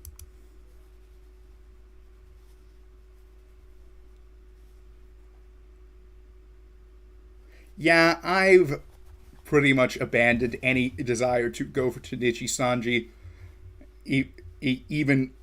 This was pretty much That's the straw that broke what was left of the camel's back. Act based on what I've seen so far. Like, if they, like, before, or like Zion, and before, like, both Zion Lanza and, well, the sheer volume of VTubers they started introducing, if they said they were doing, like, a limited release, like, only, like, 4 to 5 in a generation, I might have actually signed up but because they kept on, like, releasing volume after volume, I kept on, I got afraid that I'd, like, end up just, like, overlooked with my debut. Like, I actually would be more than happy to join HoloLive at some point once I'm confident that I can, like, handle, like, streaming in front of a large audience. And obviously, like, once I've learned stuff like a unique overlay. But, since I do not see them pulling the same things that Nichi Sanji does, not to mention that, like, Kiryu Koko aside, I've heard nothing but good things about the management. Admittedly, I do not go out of my way to look up negative things for that sort of stuff, so it is probably more impressive when something like this does come to my attention. Prior live, as within the hour of this termination notice, so-called Nijisanji fans immediately began doxing this ex-talent. And we are talking full address, face reveal, everything. Those doxing tweets being spammed across numerous retweets of this notice, and with Twitter.com allowing some of those accounts to still exist. Further, it was made clearer that this was all happening even before the termination, with the document stating this happened right after her indefinite suspension on February 9th, and Nijisanji did not communicate that it would take action against the doxers. There is substantial video and written proof of threats, including death and swatting. However, links will be omitted for legal reasonings. The document makes a point to remind us all that back in December of 2022, Nijisanji released a statement declaring their efforts against doxing and harassment. Despite that announcement, Nijisanji did not inform Zion that it would be taking action against the spread of personally identifying information of her, including also defamatory misinformation and daily harassment, all while she was suspended as an active liver. Sayu/Zion saying, I admit I did not understand exactly what victims of harassment went through, how mentally and sometimes physically damaging it is, and how hard it is to get any kind of help against it. Personally, I'm grateful for this experience so I can properly understand and empathize with others regarding this type of treatment. And now we have the second portion of this document, statements and allegations, going one by one across all 12 of the bullet points that Nijisanji presented in the termination notice. The first reasoning that Nijisanji gave was using a copyrighted song in her stream without prior authorization. Sayu/Zion saying the vague usage of copyright infringement claimed here by Nijisanji is actually referring to a December 18th, 2022 stream when Zion chose to play the first cover song release of one of her gen mates on stream to support them by showing her own fan base. So once again, this is a copyright regarding a cover song that one of her gen mates had just produced. Zion was not aware that this was... You know, I actually have, like, kind of tried to, like, keep an eye on, like, what things I accidentally could, like, I get a copyright strike for. Like, I am actually using a mod for Factorio that adds 9 Inch Nails songs to the game, but it's all stuff Trent Reznor released to the public domain. Like, basically, from what I understand, the conditions to the use is, as long as you don't try and make money off of it, you can use it for whatever you want. There's probably a better explanation, but when I actually start, like getting to the point where I can make money off of it, I'm just going to play with it. I'll either only use it for streams that I'm not monetizing, like any revisits to the Industrial Revolution 3 mod, which the author does not give permission to monetize anyway, or like just like off-stream stuff I'm not streaming. But like for, say, a hypothetical second space exploration in stream, as in like one dedicated entirely to it, I'll just disable the mod.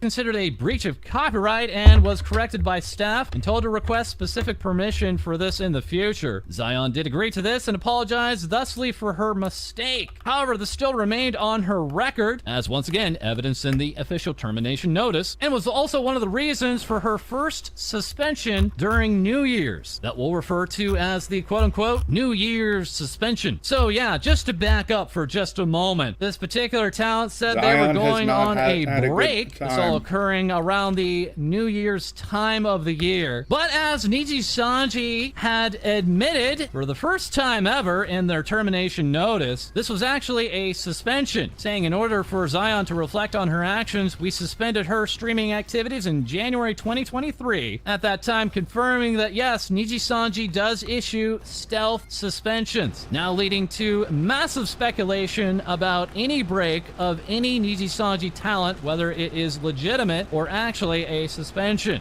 And now, the second point, revealing internal information that can potentially cause issues for stakeholders during her stream. This statement refers to the instance in Zion's last Good Job stream, where she spoke about permissions regarding playing Hogwarts Legacy on stream. And yes, this document actually links to backed up archives of Zion streams. Let's go ahead and see if we can take a listen. Did we confirm Hogwarts perms? No, unfortunately. Well, I mean, we did have them, but like the thing is with like all the controversy stuff, it's a little bit risky to play. I personally actually don't care, but no, not for everyone else, right? Like I don't want to like drag down like the company and whatever else. Like just because I don't care, I don't want to drag everyone else down with me. So I'm like kind of forced to wait, which is fine. I get them wanting to wait and see. Maybe we can see if it's not too bad, but until we see. The alleged mistake here was that Zion stated, I actually have kind of like of a similar mindset with Atomic Heart. Like I have absolutely no plans whatsoever to stream Hogwarts Legacy since I do not like Harry Potter. Or even if J.K. Rowling had like pulled a Stephanie Meyer and basically like stayed out of the public eye, I would have no interest in it. It's simply because I never really got into the books until I haven't even finished the movies. But like I'm of a similar mindset with like Atomic Heart, where like once the Ukraine war ends, if at least one person asks me to, I will gladly stream that game. It's just in the current state, I'm a bit hesitant since, Russia. That they did have permission to play the game at some point. Zion spoke about this like any other game they had gotten confirmed permissions on that was a publicly released game. We've got and this another was after chatter. Welcome.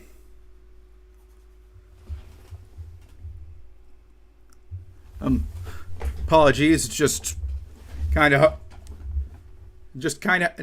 I only have one screen, so it's like kind of hard to like see chat and like play the game I'm playing while watching this video. So if you can't, this is basically my introduction to like Zion Lanza's drama bomb as Google Doc, giving her full side of the story. Also, I played Good Job. It's actually a pretty fun game.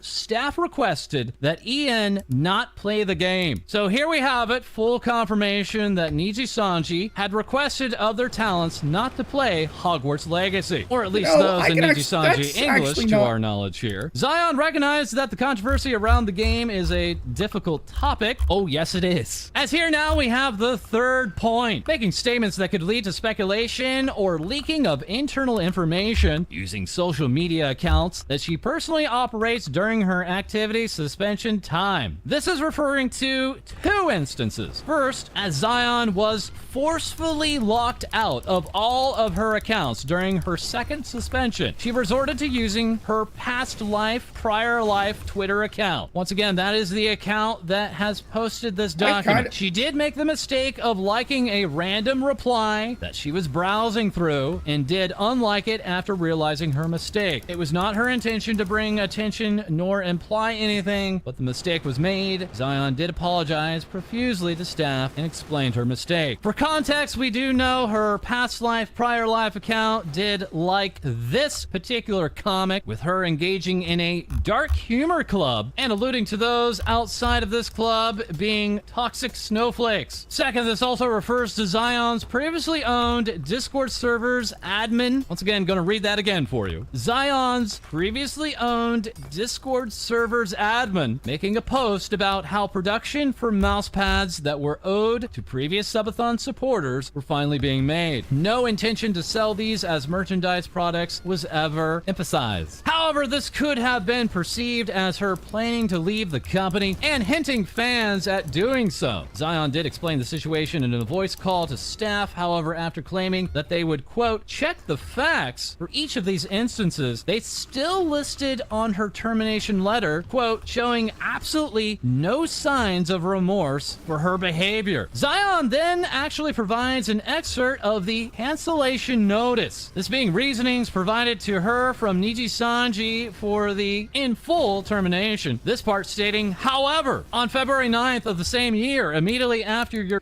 You know, I've decided that if, like I ever find myself in a collab with, like, Niji Sanji, I'm gonna make the management nervous as hell. Like, I'll insist that we do a game of Hearts of Iron 4, which is banned in China, and the PRC, not the ROC/Taiwan. I know that it can be a bit confusing. Although you can actually get the game, since they do. It's a very strange situation. Like, Paradox is allowed to sell the DLC for the game, but not the game itself, so they basically made it so that if you buy under the DLCs and don't already have the game, you get a copy of the game. It's banned because, in addition to showing Tibet as an independent nation, it also does not play into the narrative the CCP tells, where there was no warlord era.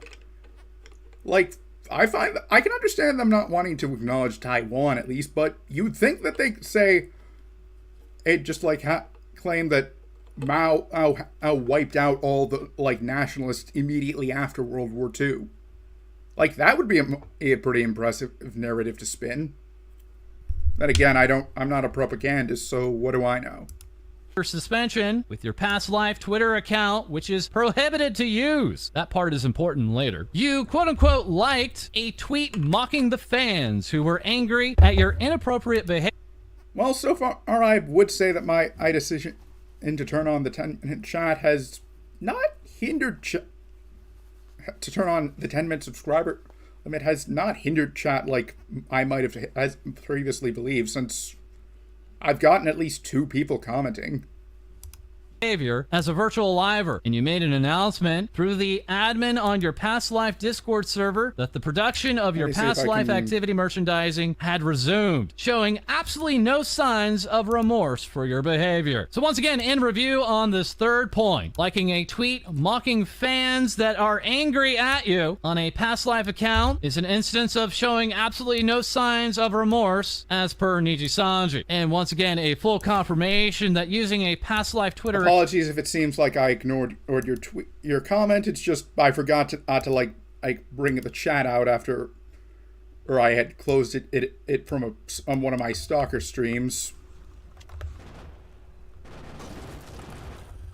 and I forgot to resume the video. Account is prohibited to use, even though once again we have numerous instances and knowledge that current Niji Sanji talents in EN and in the main branch absolutely use prior life accounts and alternate accounts on Twitter. And oh boy, it's point number 4. Offensive remarks regarding discrimination and sexual assault. Zion confirming this also refers to 2 separate instances. First, on the topic regarding sexual assault, Zion felt horrible that she made this mistake. This This refers to a joke made during her stream of the game The Karaoke. A lot of streamers, Zion included, turn on a streamer mode in their brains to try and keep several-hour streams constantly lighthearted and entertaining and making a joke out of everything that goes on. Unfortunately, she forgot the situation of the space she was in and made a joke that was inappropriate. There was no malicious intent, and she takes full responsibility. Comment was not aiming to make light of sexual assault or its victims, since it could not be said at the time. Zion apologizes for this. This particular issue also being pointed out by Hex Haywire during his stream on the matter of Zion's termination. Hex sharing that he was previously a victim of sexual assault himself and did not find this at all funny. The document continuing on. Second, regarding any offensive remarks involving discrimination, no serious remarks were ever made towards any specific people or culture. There is one instance in Zion's second ever live stream on December 11th where a viewer jokingly asked her if they could use the term Zionist as a fan name for her community. She clearly stated, quote, "I don't think we can do that," in response, knowing full well that it was not her place to use such a term. Unfortunately, Niji Sanji characterized Zion's nervous laughter when addressing this viewer's comment as, quote, "remarks mocking political or religious beliefs" in her termination letter, even though this was not the case. Next, we have the fifth reason from Niji Sanji, stating several infringements of the rules pertaining... You know, the first of those two jokes, I would say Zion was out of line, but she should have been given... For the record, I think Zion's overall termination was unjust. Like, but the second one, that was literally beyond her control, and she was trying to defuse the situation. And admittedly, I can't comment on the full clip without actually watching it, but still... to the use of games defined by any color, including intentional infringements, and repeated false justifications given to any color regarding these infringements. Sayu/Zion saying this may be referring to several items. First, a stream on February 4th that was a Nintendo game. Zion had many successful Nintendo streams in the past leading up to the stream on the 4th, complying to rules which will not be stated here. However, on the 4th of February, Zion made a mistake. YouTube has an autofill function for its video description. She used it that day and missed the adjustment of part of the description and was notified by her manager as such midstream. Her manager adjusted it for her. Zion thanked them for that and apologized for her mistake. Okay. Second, regarding the Final Fantasy XIV account in use. Simply put, Zion made a choice that was not what was agreed on, and thus this was completely the fault of Zion. The rumor of Zion using mods is false. Hello. And now we have this next part clarifying what staff at Niji-Sanji wanted was a new character upon a new account. New accounts require the game, along with subsequent story skips or level boosts, to all be officially bought from the Square Enix store in order to participate in the content that Zion had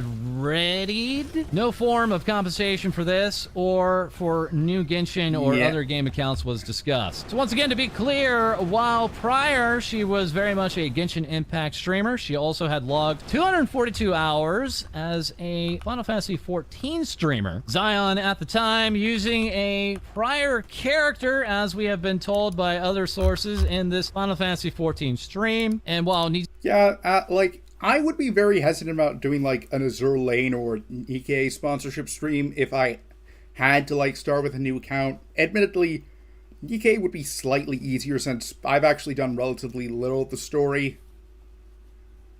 But Azure Lane, I would say, either let me use my existing account, or we're not doing the sponsorship. I haven't been approached, just bringing it up in case anyone was wondering what I would do in that situation.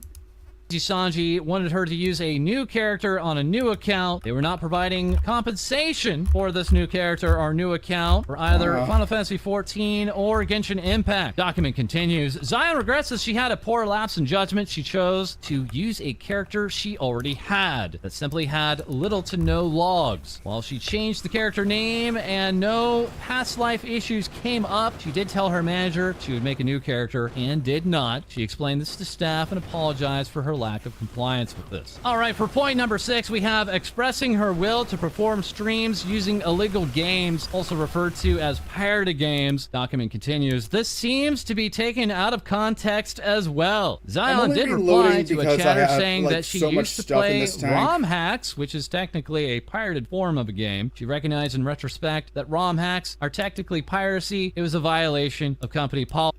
You know, there actually are quite a few Pokemon ROM hacks that I would love to stream, but I'm hesitant to do so.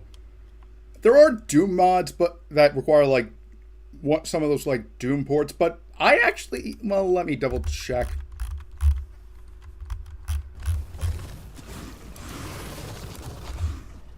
I'm pretty sure I have like Ultimate Doom or something. So.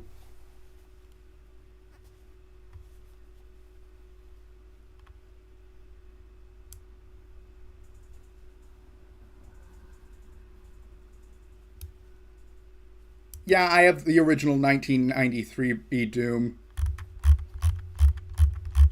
So like, I will do some like streams of Doom at some point if someone mods at some point if someone asks.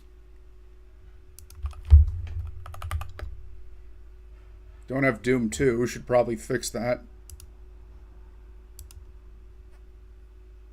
Wait, just talking about it? Okay, wow, like, that is unfair. Like, I could totally get it if, like, she was, like, emulating a game on stream, but, like, just talking about it? That is messed seriously policy. By the way, things VTubers saying does not agree with that statement that ROM hacks are technically piracy, as there is actually legal precedent to the otherwise.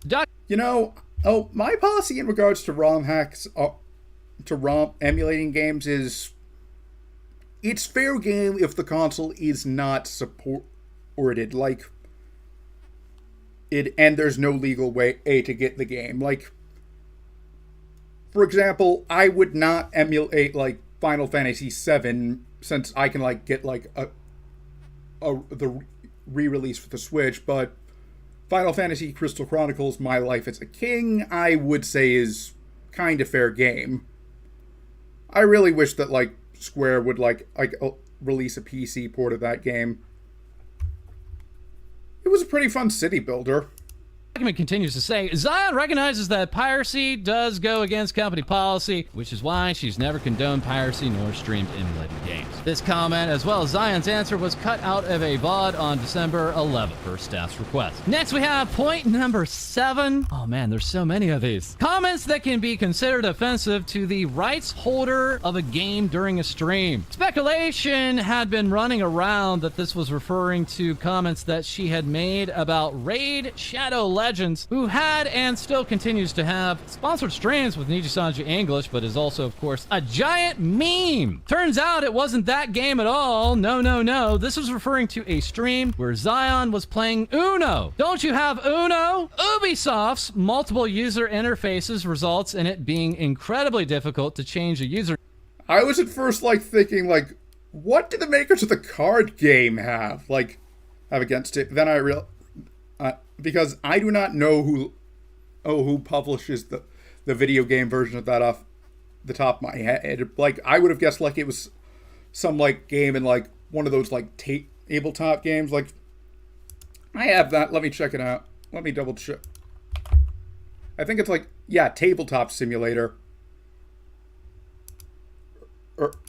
Name, so she criticized the game for not being user-friendly. And yes, once again in this document, she continues to criticize the game for this very issue. Which now begs the question if during this particular collab between Takadashi Kiara of Hololive English, whether the Niji-Sanji talents were sweating bullets, as during the collab, Uno was not playing nice, and the group had to change over to Gartic Phone, leading to Kiara to voice off about the problems, the very well-known problems regarding this version of Uno. And now point 8, giving false information to other Niji-Sanji and livers regarding the contents of her communications with Any Color Incorporated. This is only referring to a misunderstanding regarding Zion using her Genshin and other past life Getcha accounts, Zion did not tell her genmates that, quote, she was told that using her old accounts would be okay. She merely told them that, quote, she was not told in the interview process that it was not okay. This was conveyed to staff as well during their discussions about using past life game accounts. And Zion was not aware until receiving this cancellation notice that this misunderstanding existed. Again, we are given more insight into this cancellation notice document, apparently given to Zion upon her termination, referencing back on December 20th. In addition, you falsely told other members of your unit, XLA, that the use of your previous live account was permitted at the time of your employment interview. So once again, a major misunderstanding on the part of Niji Sanji, and perhaps on the part of the other Niji Sanji livers in XLA, as this particular point was brought up a few different times by the members of XLA and their streams regarding the Zion Lanza termination. Next, we have number 9, falsely claiming to have received permission from Any Color Incorporated after a reviewer commented on Zion performing an action prohibited by the rules. This may refer to Zion opening her YouTube memberships after checking that all her membership perks were within the rulings of Niji Sanji. She had gotten the emotes and badges approved by her manager and thus assumed that as long as her perks were also within ruling, she could activate them for Christmas for her fans after they had asked. She apologized to staff for not asking for their approval. So again, another point admitting that she had apologized, a reoccurring theme here, likely attempting to underscore that there was remorse on the part of these actions. We also have point 10, falsely claiming to be sponsored by a brand during a stream. You are not going to believe this one. You simply will not believe this point. The Cats Organize Neatly stream that was done by Zion had a running gag where she commissioned an artist to make her an asset of a bag of nuts labeled D's Nuts. Ha, so got that's him. where Many jokes were made over the stream, including, quote, oh boy, I really love D's Nuts. Or, yeah, I've been supporting D's Nuts for a long time now, etc. And in actuality, she was not sponsored by the pre-existing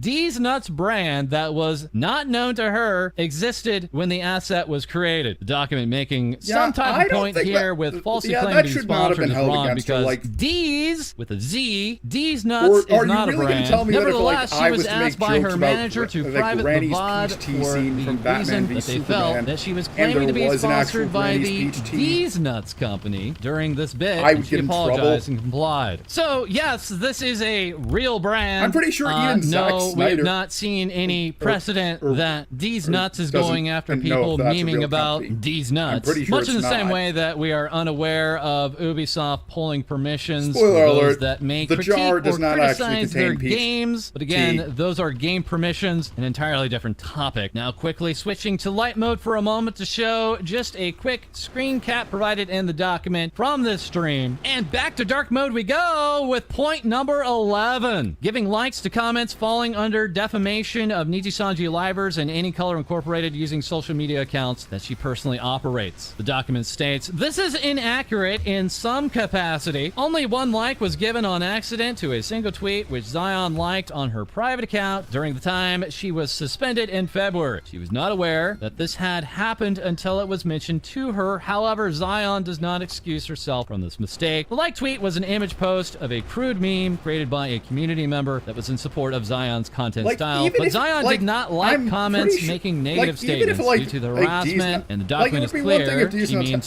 death threats and doxing caused by the suspension announcement. Zion overlooked her accidentally giving a like to the image. Zion apologized to staff profusely for this mistake. No, wait, I was going to say, like, it could have fallen under, like, perception of, like, it was not I know her that there's, intention like, to do a law so. against, And like, very lastly, for the last point, that number 12, that's right, it was a full dozen from Niji Sanji. But numerous now other that I think actions about it, and that comments probably isn't the infringing case, the since contracts it was quite clear and she was rules. doing it in a Sayu joking /Zion simply responding, this statement is too vague to comment upon as there are no specifics that can be mentioned. However, it suggests that Zion committed other wrongdoing. The document continues on with their important conclusion. In their last call between Zion and Niji Sanji, Zion begged for them to consider a more professional approach to future commentary between the two sides. To this, Niji Sanji refused, stating they quote-unquote needed to protect their brand. Some of the allegations written are untrue or uncontextualized sides, which negatively impacted Zion's character. Zion agrees with the decisions. She did make mistakes and agreed that separation was appropriate for both sides, saying further, I believe that there were a lot of things provided without proper context that negatively impacted her character. In the end, Zion wishes things could have gone differently. Some Nijisanji members have spoken about Zion's termination, and she wishes to avoid giving context on that here, as she does not wish to direct harassment towards anyone else. That aside, Zion sees this as a huge learning experience and sincerely hopes everyone can move on from this chapter. The second part of this document goes on to document Zion's first involvement with Nijisanji to her last, asking, I want to ask everyone to put themselves in Zion's shoes for a moment in the present. As a content creator who has been doing this full time for over a year, way before joining Nijisanji, it's hard going about your day, supporting your friends on Twitter multiple times every single day and reading their content as you used to. Then, with the suspensions and termination happening, you're told you must obey the silencing contract. But what this results in is suddenly being blocked or unfollowed by several people who you have considered to be your friends or who you've cared deeply for a long time. People who knew her as a person and still cared for her in return are even harassed for caring for their friend. Zion became increasingly afraid of hurting the few friends she had left and avoided many of them completely. She still doesn't know how some friends feel about her now. She still lives in a constant fear of making everyone feel uncomfortable just by being around them. Zion was someone who was always incredibly excited to spend time with her friends IRL at cons and would go out of her way to do so. The constant cycle of guilt and trauma drove Zion to a very dark place and still does. There were people that she trusted and told her struggles to. Some understood, and some understood this as her gaslighting or guilting them when she confided in them. It's true that most of them didn't really know Zion as a person, but it's not fair that the simple way they knew her is now forcefully replaced by this storm of complicated and strong words that don't actually have her in them. It goes without saying that the characters we play online aren't the full us. You can't assume how bad someone feels, how sad they are, just because they play a happy character online. Seiyu/Zion says, just speaking for myself, what banner I'm under or what character I play never changed my own style. I did read as much as I could about what everyone was saying, be it on YouTube news videos, hello, various posts on Twitter, posts on my YouTube account, or yes, even DMs sent to my Twitter. I want to make it known that I read every Twitter DM and just about every YouTube comment. After everything, Zion felt like a failure. She felt like her dream and who she was at her core was now ruined because of this experience. She did desire to end her own life, but each and every kind message pulled her back from the brink. Without all of you, a person would no longer exist. Some of her stories will be omitted for legal reasons. Please respect this. We then begin the timeline proper regarding the August Nijisanji interview, wherein Zion, or at the time not yet Zion, was asked about her current monthly income. Document stating, when I received the first email asking me to interview with Nijisanji, I confirmed a time slot that they had already listed as an offer and waited. However, I realized that the day of that I still didn't have a link to the online interview call. Their email had stated it would be with Microsoft Teams. Exactly 4 minutes before I was meant to be on the call, I messaged them again to ask for the meeting link. And 2 minutes after the confirmed meeting time, they sent me a new email with the link. The interview itself felt fine. There were 2 people on the call. It felt like they were asking me questions based on the answers I gave, which made me feel like they were listening and did care about the person I was. There wasn't any information told to me regarding specifics of their company, like how they ran things differently from other VTuber or talent agencies. Things like being able to use my current social media or streaming accounts forever versus simply for a short amount of time, being unable to use any current game accounts or allowing certain ones, etc., etc. None of that was included in the interview. It was a simple interview. What was interesting came at the very end, though. I had mentioned that I previously had a job at a tech company. One of the interviewers, who hadn't said a single thing until then, asked me in Japanese how much I used to make as an independent streamer. I told him how much from subscriptions, sponsorships, etc., and he responded with, Then immediately following that, he asked how much I used to make at my tech job. I answered that I actually made less than I currently did as a streamer. He gave me the same, and then said he had no further questions. I thought, well, if they're gonna ask questions like that, then I'll ask one that I wasn't sure if I could ask. And I asked, quote, do you guys have a monthly salary or minimum per month that you pay to your talent talents? The interviewer answered, no, but I can tell you that if you sign under us that you'll make more than you're making right now. I'll never forget that, but at the time... I could understand, and the question about this, asking about previous income if it's in the same field, but the tech one should have been kept quiet. Wow, I've actually stretched this out. Time, the compensation structure was not discussed. Fast forward to the 21st of August. I made it through to the final interview with the CEO. Any color only has one CEO, so we are assuming that it is the man himself. This was the only time in the entire time I had been there that I would get to even see his presence in my or the talent's vicinity, let alone speak with him. He asked questions that I thought were very good and well thought out. Things such as, what kind of character do you want to play? To which I answered, I'm usually the anti-hero. I like saying things that make people laugh or surprise or shock them. I love getting reactions out of people. He also asked how much I wish to act for my future character on stream. I said that depends on how much content the company and I end up expecting of myself. If I do shorter hours per day, then of course that makes it easier to keep up a persona further from myself. If I do longer hours like I'm used to doing, however, it would be easier if I was just being more myself. Again, nothing regarding how they ran the company or what they expected me to give up was mentioned. Moving forward, we have the October prep, in which a debut song is asked to be fully recorded before even hearing Gen mates' voices. Fast forward to October. They messaged me back saying that the debut song for my generation was ready. They requested that I record my lines and turn them in within a week. This would be our most important song, yet at this point, I had not even met my Gen mates or known what they sounded like. I asked them to push the deadline back because I would be gone at TwitchCon. The new due date turned out to be after I would hear my Gen mates' voices for the first time, but that was all the knowledge I'd have. After I submitted my recordings, they messaged me back saying the producer said my recordings were no good. NG, no good, due to some background noise, and that I would need to go to an actual studio to record my lines or clean them up. So I asked a friend who dabbles in DJing as a hobby to clean up the same audio files for me. At that point, I submitted just them say, again. okay, At this point, I received no more updates on the song, so I assumed they were fine.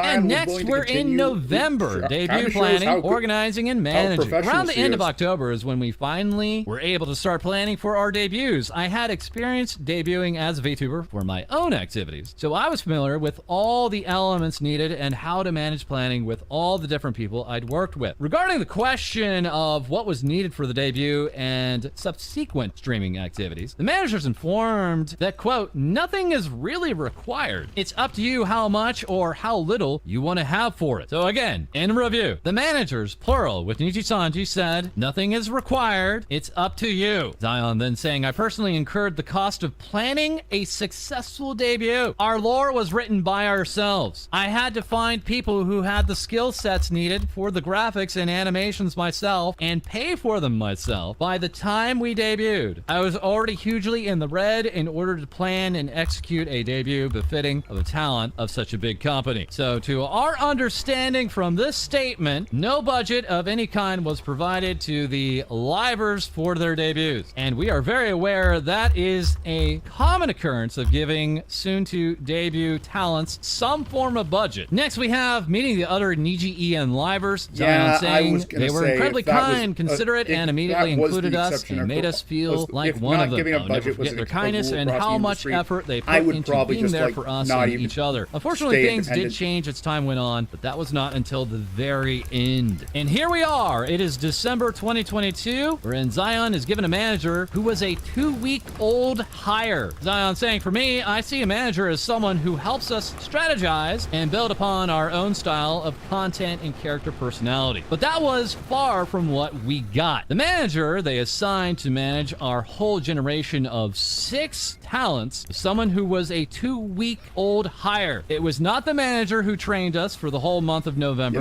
with whom we developed a bond, nor the person who worked with us through the onboarding. Anytime I had a call with our manager to discuss something, their manager was also on there. And it was pretty much just me asking him stuff while she sat there and nodded her head. Oh man, I want that job. If there was something I wished to do or something I thought was worth fighting for, it felt like it wasn't fought for. All I experienced was the expectation to bow your head down and not to question question the system. All right, and now we have debut week 1, in which Zion says, here's where things started to fall apart. Just to double check, I asked my manager if I could use my Genshin account of nearly 3 years. This game was huge for me. I had a long-standing relationship with the game as a content creator, and it was a significant part of my career growth. I would stream that game multiple times each week on Twitch as an indie, and it was my comfort place. And this had to be very obvious to Niji Sanji, as that was by far the most common content that this talent had before joining Niji Sanji. Several other talents in the Ian branch were also streaming while using game accounts they owned before joining the company. Even though the precedent was there, I was trying to see if there were any other rules they wish for me to follow, and my manager said, and we have this screenshot, "Hello Zion, for your Genshin stream, if you are using an account you were previously using when streaming Genshin, please make sure your user ID is not visible, or change it if possible. Thanks a lot." That's it. That's the message. Statement continues, and thus I covered my ID and we had an incredibly fun stream. Most corporate streamers who play Genshin on stream are usually newer players who try it because their viewers wanted to, inexperienced players, or just doing it because of a sponsorship. So many fans expressed how enjoyable it was to see someone play who actually cared a lot about the game and played it seriously. It's an honor for me to represent that. However, not long after the stream had concluded, I got another message from my manager. "To Zion Lanza, sorry for the sudden change. However, it has come to our attention that you might have fans from past life activities as friends in your account and are able to receive in-game prizes and items from friends through this account. For more clarity and the consideration of every liver's safety, we have decided that the use of past life accounts would be strictly prohibited. Therefore, if you would like to do more Genshin streams, it is necessary for you to create a new account. Again, I am very sorry about this, however, according to this decision, we will private your Genshin stream VOD. I hope for your kind understanding and cooperation." Document continues to say other livers are able to use their past accounts, and I was not. I had a 2-year-old account I wish to use, and a lot of content planned for my future streams centered around it. This does seem to be a case-by-case basis in Niji Sanji English. We have seen other livers not able to use their previous accounts in other games, but also, from time to time, bring about older accounts. Zion continues saying, having the stream VOD from that day privated also meant that I could no longer earn money from new views on it, and consequently stunted my growth analytics because as one of my most successful streams, it was no longer visible content to the public in my debut week. Fans were asking me where that stream went, and I wasn't allowed to tell them what happened. We'll repeat that. Zion was not allowed to tell her fans what happened. Many people attacked me for using my old account, which I had received permission to use, then had taken away, saying that it was, quote, my fault for probably using it without permission. My manager and their manager told me to tell people that it was like a peek into my hard work of the past. Now I'll start something new together with my new fans. And that's the lie I painfully ran with. Again, that is the terminology used in this document. That's the lie if I it was like a painfully game ran that, with. like, Zion continues, like I did my Stalker, best I to would argue for the gladly, like, rights to use that restart Genshin account, my saying that this was not the term I entered the company on. It would be a Plenty bit of other annoying, talents sure, in the but company I love used playing and still were Stalker, so like, using I their could old deal with accounts. it, I but had a call with my if it was manager something I'd and actually, her like, manager, invested and a they serious told amount me of that the money in reason I aside from couldn't the use fun, my old account I would now put my was, foot quote, down and because say, they either existed let me before use my Zion existing Lanza account, did. Then or I I'm not said I streaming could the not game, agree with period. that, and we had a second call, and nothing changed. Finally, I told my gen mates what was going on, asking them for help. Since some of them had past accounts, they were also under the impression that they would be able to use them. We all had a group call with the two managers. Once again, the narrative was changed. The managers said that they would consider past game accounts on a, quote, per game basis, and approved of a game that my gen mates wanted to use. When mine was brought up, they said, quote, it's because you were an official Genshin content creator, and that counts as a sponsorship, and you can't use accounts that were previously sponsored. Zion says this expanded the scope of the matter beyond just my Genshin account, but first, I rejected that claim because in the official rules for being an official Genshin Impact content creator explicitly states that it does not count as a sponsorship in any way. Official Genshin content creators do not get paid for creating Genshin related content. Also, in preparation for joining Niji Sanji, I purposely did not reapply for for my position as an official Genshin content creator, and thus Did I not know hadn't you been had to part get of the that program for permission. 2 months. Good to Then the know. manager said, quote, "But you were a pioneer for the game, so a lot of the people know that account." This was yet another completely new argument from them. This normally would hold no weight, because no single Genshin account can be distinguished from another. Every account is able to get every character, every item, every outfit. I Nothing is understand the unique point of that except logic. for the Like, if user anything, ID I'd that use could it as be hidden. bragging At rights. this Like, point, I if, had like, my Ninja suspicions became a about their member of an real agency, reason, would- and I gave up on a VTuber, arguing. or I was further. holding, I'd So say, I moved on to use my your other game account accounts, all such you as want. Alchemy Stars and Guardian Tales, because I had been sponsored by those game companies twice each, and I greatly enjoyed working with them, and we had a great working relationship. I relayed this to my managers, and they said, because those accounts were sponsored at any time in their existence, I could not use them here. I felt like I was being punished for my past success. Prior to hearing this, I was under the impression that Niji Sanji would be happy to have someone who had been on good terms with several other companies whom they also worked with. Funnily enough, one of those Alchemy Star sponsorship events was with 2 of their own EN talents who are now my senpais. As you can see here from this document, that was Shu Yamino and Alban Knox, painfully switching into light mode to show the graphic provided here, once again with those 2 Niji Sanji EN livers. And now we're moving into debut week 2, entitled Reaching Out for Help in DMs to Managers and Being Suspended for It. At this point, I had messed up in several ways, including playing my Jinmate's cover without realizing I couldn't, showing a stranger's face in a Twitter post on my stream by accident, etc. I was having a hard time not messing up, and I felt horrible about it. I suffer from clinical depression and have been going a little while without meds at this point. At this point, I felt incredibly trapped. I felt like I couldn't fit. You know, I haven't mentioned this at least on stream before, I think, but I'm on the autism spectrum, so I absolutely get it how, like, important in being on meds can be. It's not the same type, like, I don't use antidepressants, but it's something I absolutely get her struggle on. Like, if I like forget to take my meds for like a day or two, like, it pretty much like cripples me, since like I get like extreme headaches. And it's not like it's something that I can and just outright forget to take my meds at some point. Like, there have been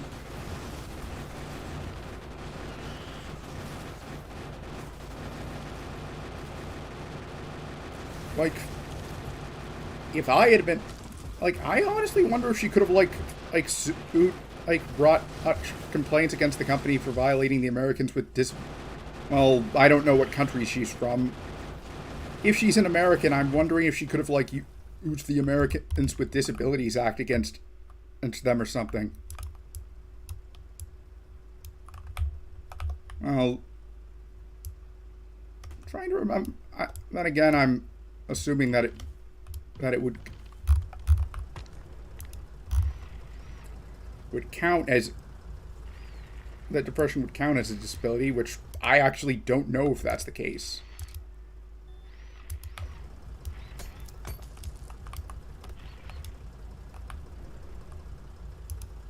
Fit in, and my content wasn't welcome. I felt like I was a failure. So I reached out to the 2 people who had onboarded us at the start. They were not our direct managers, but they were people who I trusted and felt comfortable with. I DM'd them stating how bad I felt, that I kept making mistakes, that I didn't know what to do in order to continue being creative but not infringing on one rule or another. I DM'd them saying I was sad, asking if there was anything that could be done about my Genshin account, and saying that overall I just felt uncomfortable. And one of them responded. The person who trained us was someone I loved a lot, and it seemed like everyone did. Overall, he was kind enough to I have was a only voice call unsure with me, because I talk through my I'd feelings never and actually looked issues, at like a and full even list. offered to try to fight But for the the Genshin ADA account is something issue. that Was the enough government for takes me. very I knew seriously. that it was a difficult Like, thing with a company that big, and I didn't have any expectations past her just trying. I was incredibly grateful that I just had someone in the staff that I could speak to. But we would never speak like that again. In a call between my manager and their prior manager, I was told my New Year's suspension and that DMing a manager was one of the reasons I was being suspended. I felt hurt and shocked. Even my gym mates had said they DM'd managers before. I hadn't said anything that would hurt anyone or was a secret, but that was that. We now move into the New Year's suspension, this being from December 31st to January 9th, demanding a 2-week break so early into me being here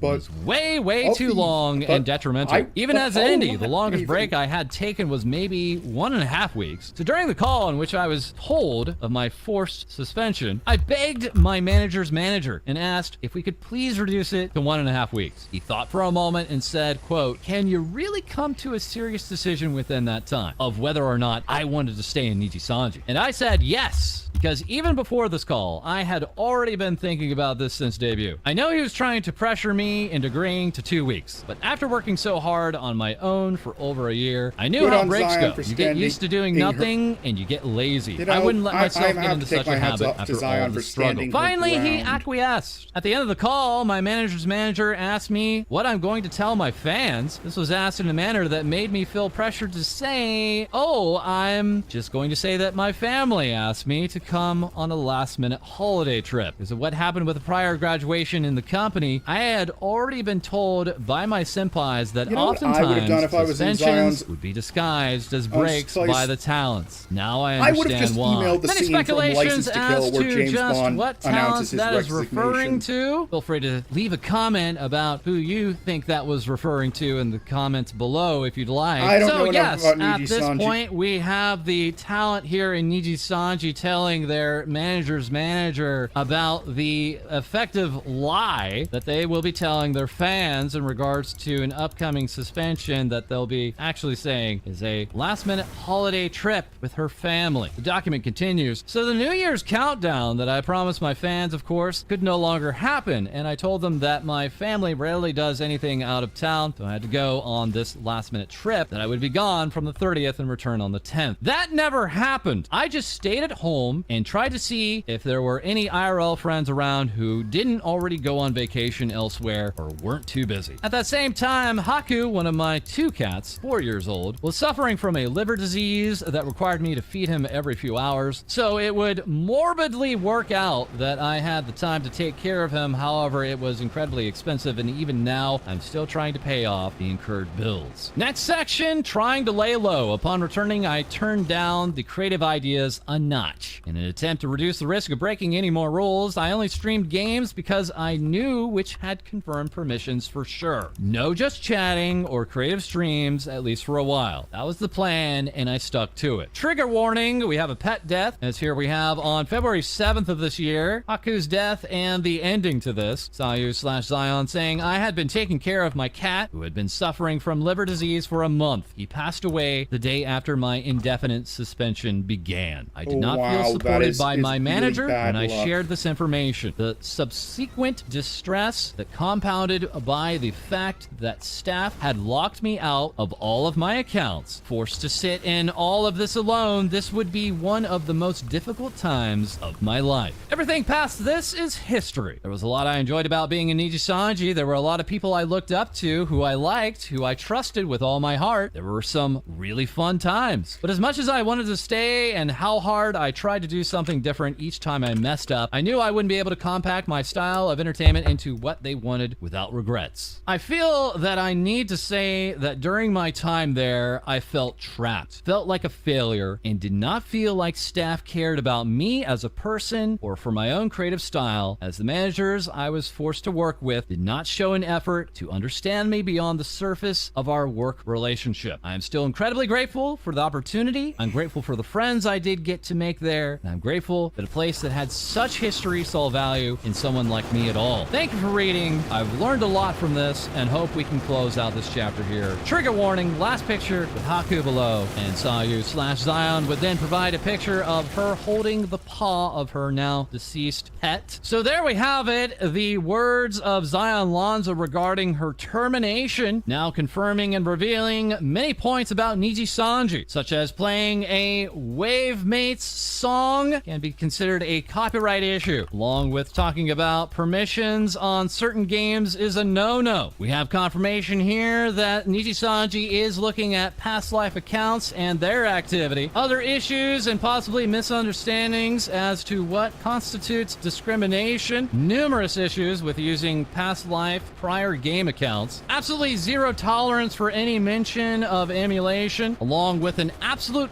fear of God when it comes to Uno, even more miscommunications with what is said between talents being used against Zion here as a reasoning for her termination, needing to approve the opening of memberships on a channel, further needing permission for D's nuts, along with revelations about stealth suspensions, what is then told to fans, and the inner support for the talents in Niji Sanji. So now with her side of the story out there, where do we go from here? Many wondering if Niji Sanji will issue another statement, or whether they'll even take legal actions against their previous talent. We ourselves have much more to talk about Niji Sanji, including the reactions to this particular side of the story, but that is for another day, as that is all that we have for our 500th episode of Things VTubers Say. Thank you once again for all of your support over these hundreds of episodes now. Once again, feel free to like, comment, and subscribe below. Send in your VTuber news to our Discord as we record live on twitch.tv. Seriously, YouTube audience, get over here. We're having a lot of fun. And we'll have more Things VTubers Say for you soon. You know, there was no... Oh, because of what I've said on stream, like, there was no way Niji Sanji he would have even considered offering me a position, since I've mentioned in Taiwan, like, and I don't think I need to explain why that would be a problem. Admittedly, like, I haven't been, like extremely critical of the PRC, like, but even if they did, I would turn them down after watching that. Like, unless there was, like, a huge change in management, like, basically, like, something akin to, like, one of Joseph Stalin's purge is obviously without the killing, but you get what I'm saying. Simply because if they could treat us, if they treat any new talent like that, who's to say that they wouldn't, if they treated Zion like that, who's to say they don't treat all new talent like that? Like, I would not be surprised if it turns out that that was some sort of hazing, and, like, they do this to all their talent. And for the record, I'm absolutely against hazing in any circumstance. Like, it's one thing if you just, like do, like, a single harmless prank on the new guy, but afterwards, you treat them with respect, but that's not what happened, and that was too mean. And if that was supposed to be a prank, it was way too mean-spirited. I even sympathize with her losing her cat, since I actually had both of my cats, who I did care for quite dearly, just straight up disappear on me. We don't know if they like, ran away or died, although, considering there's been, like, a problem with, like, coyotes in the wild, I'd rather not think about what happened. And one of those two cats we've had for a long time.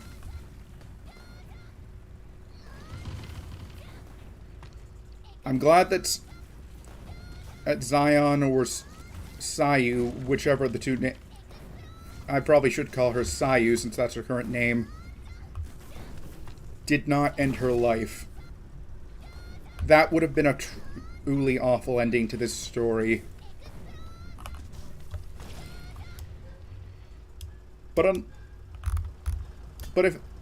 I'm probably going to outright say no to any potential Niji Sanji collabs in the future, unless they do, or at least with the current wave of talent. Like, if like someone who debuts after this is asked for a collab, I might say yes, but only because, like, they wouldn't be involved in the controversy. But for everyone who's currently involved that I have reason to believe did know about what was going on, I would either add, like, some very, like, I would probably just say no.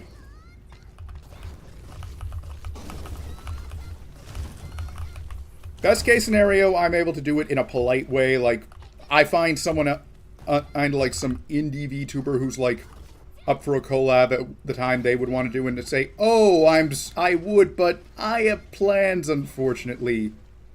And I'd just have like the other VTuber just like collaborate whatever story I came up with. But I would not be afraid of just like saying what the truth is.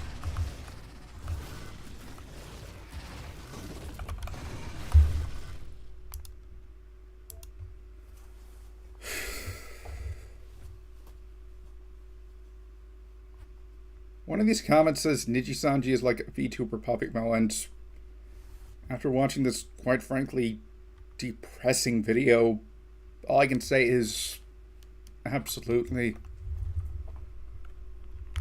Anyways, I think I'm gonna end the stream after I finish loading this and take out those biters right behind me. This is just depressing. Hopefully I'm in a better mood by the time I play Stalker tomorrow.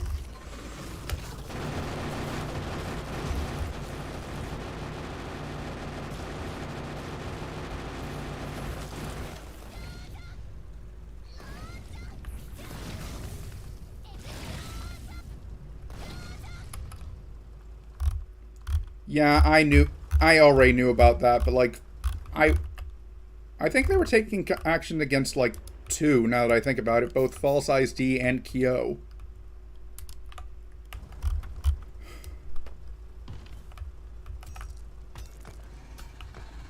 I wonder if Aiden Ross is like one of Sanji's shareholders, since that was pretty much something out of his playbook.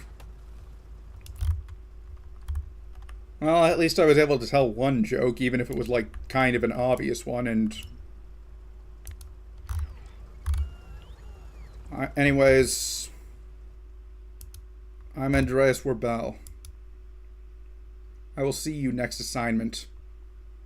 Hopefully it's a better one than the one I just finished.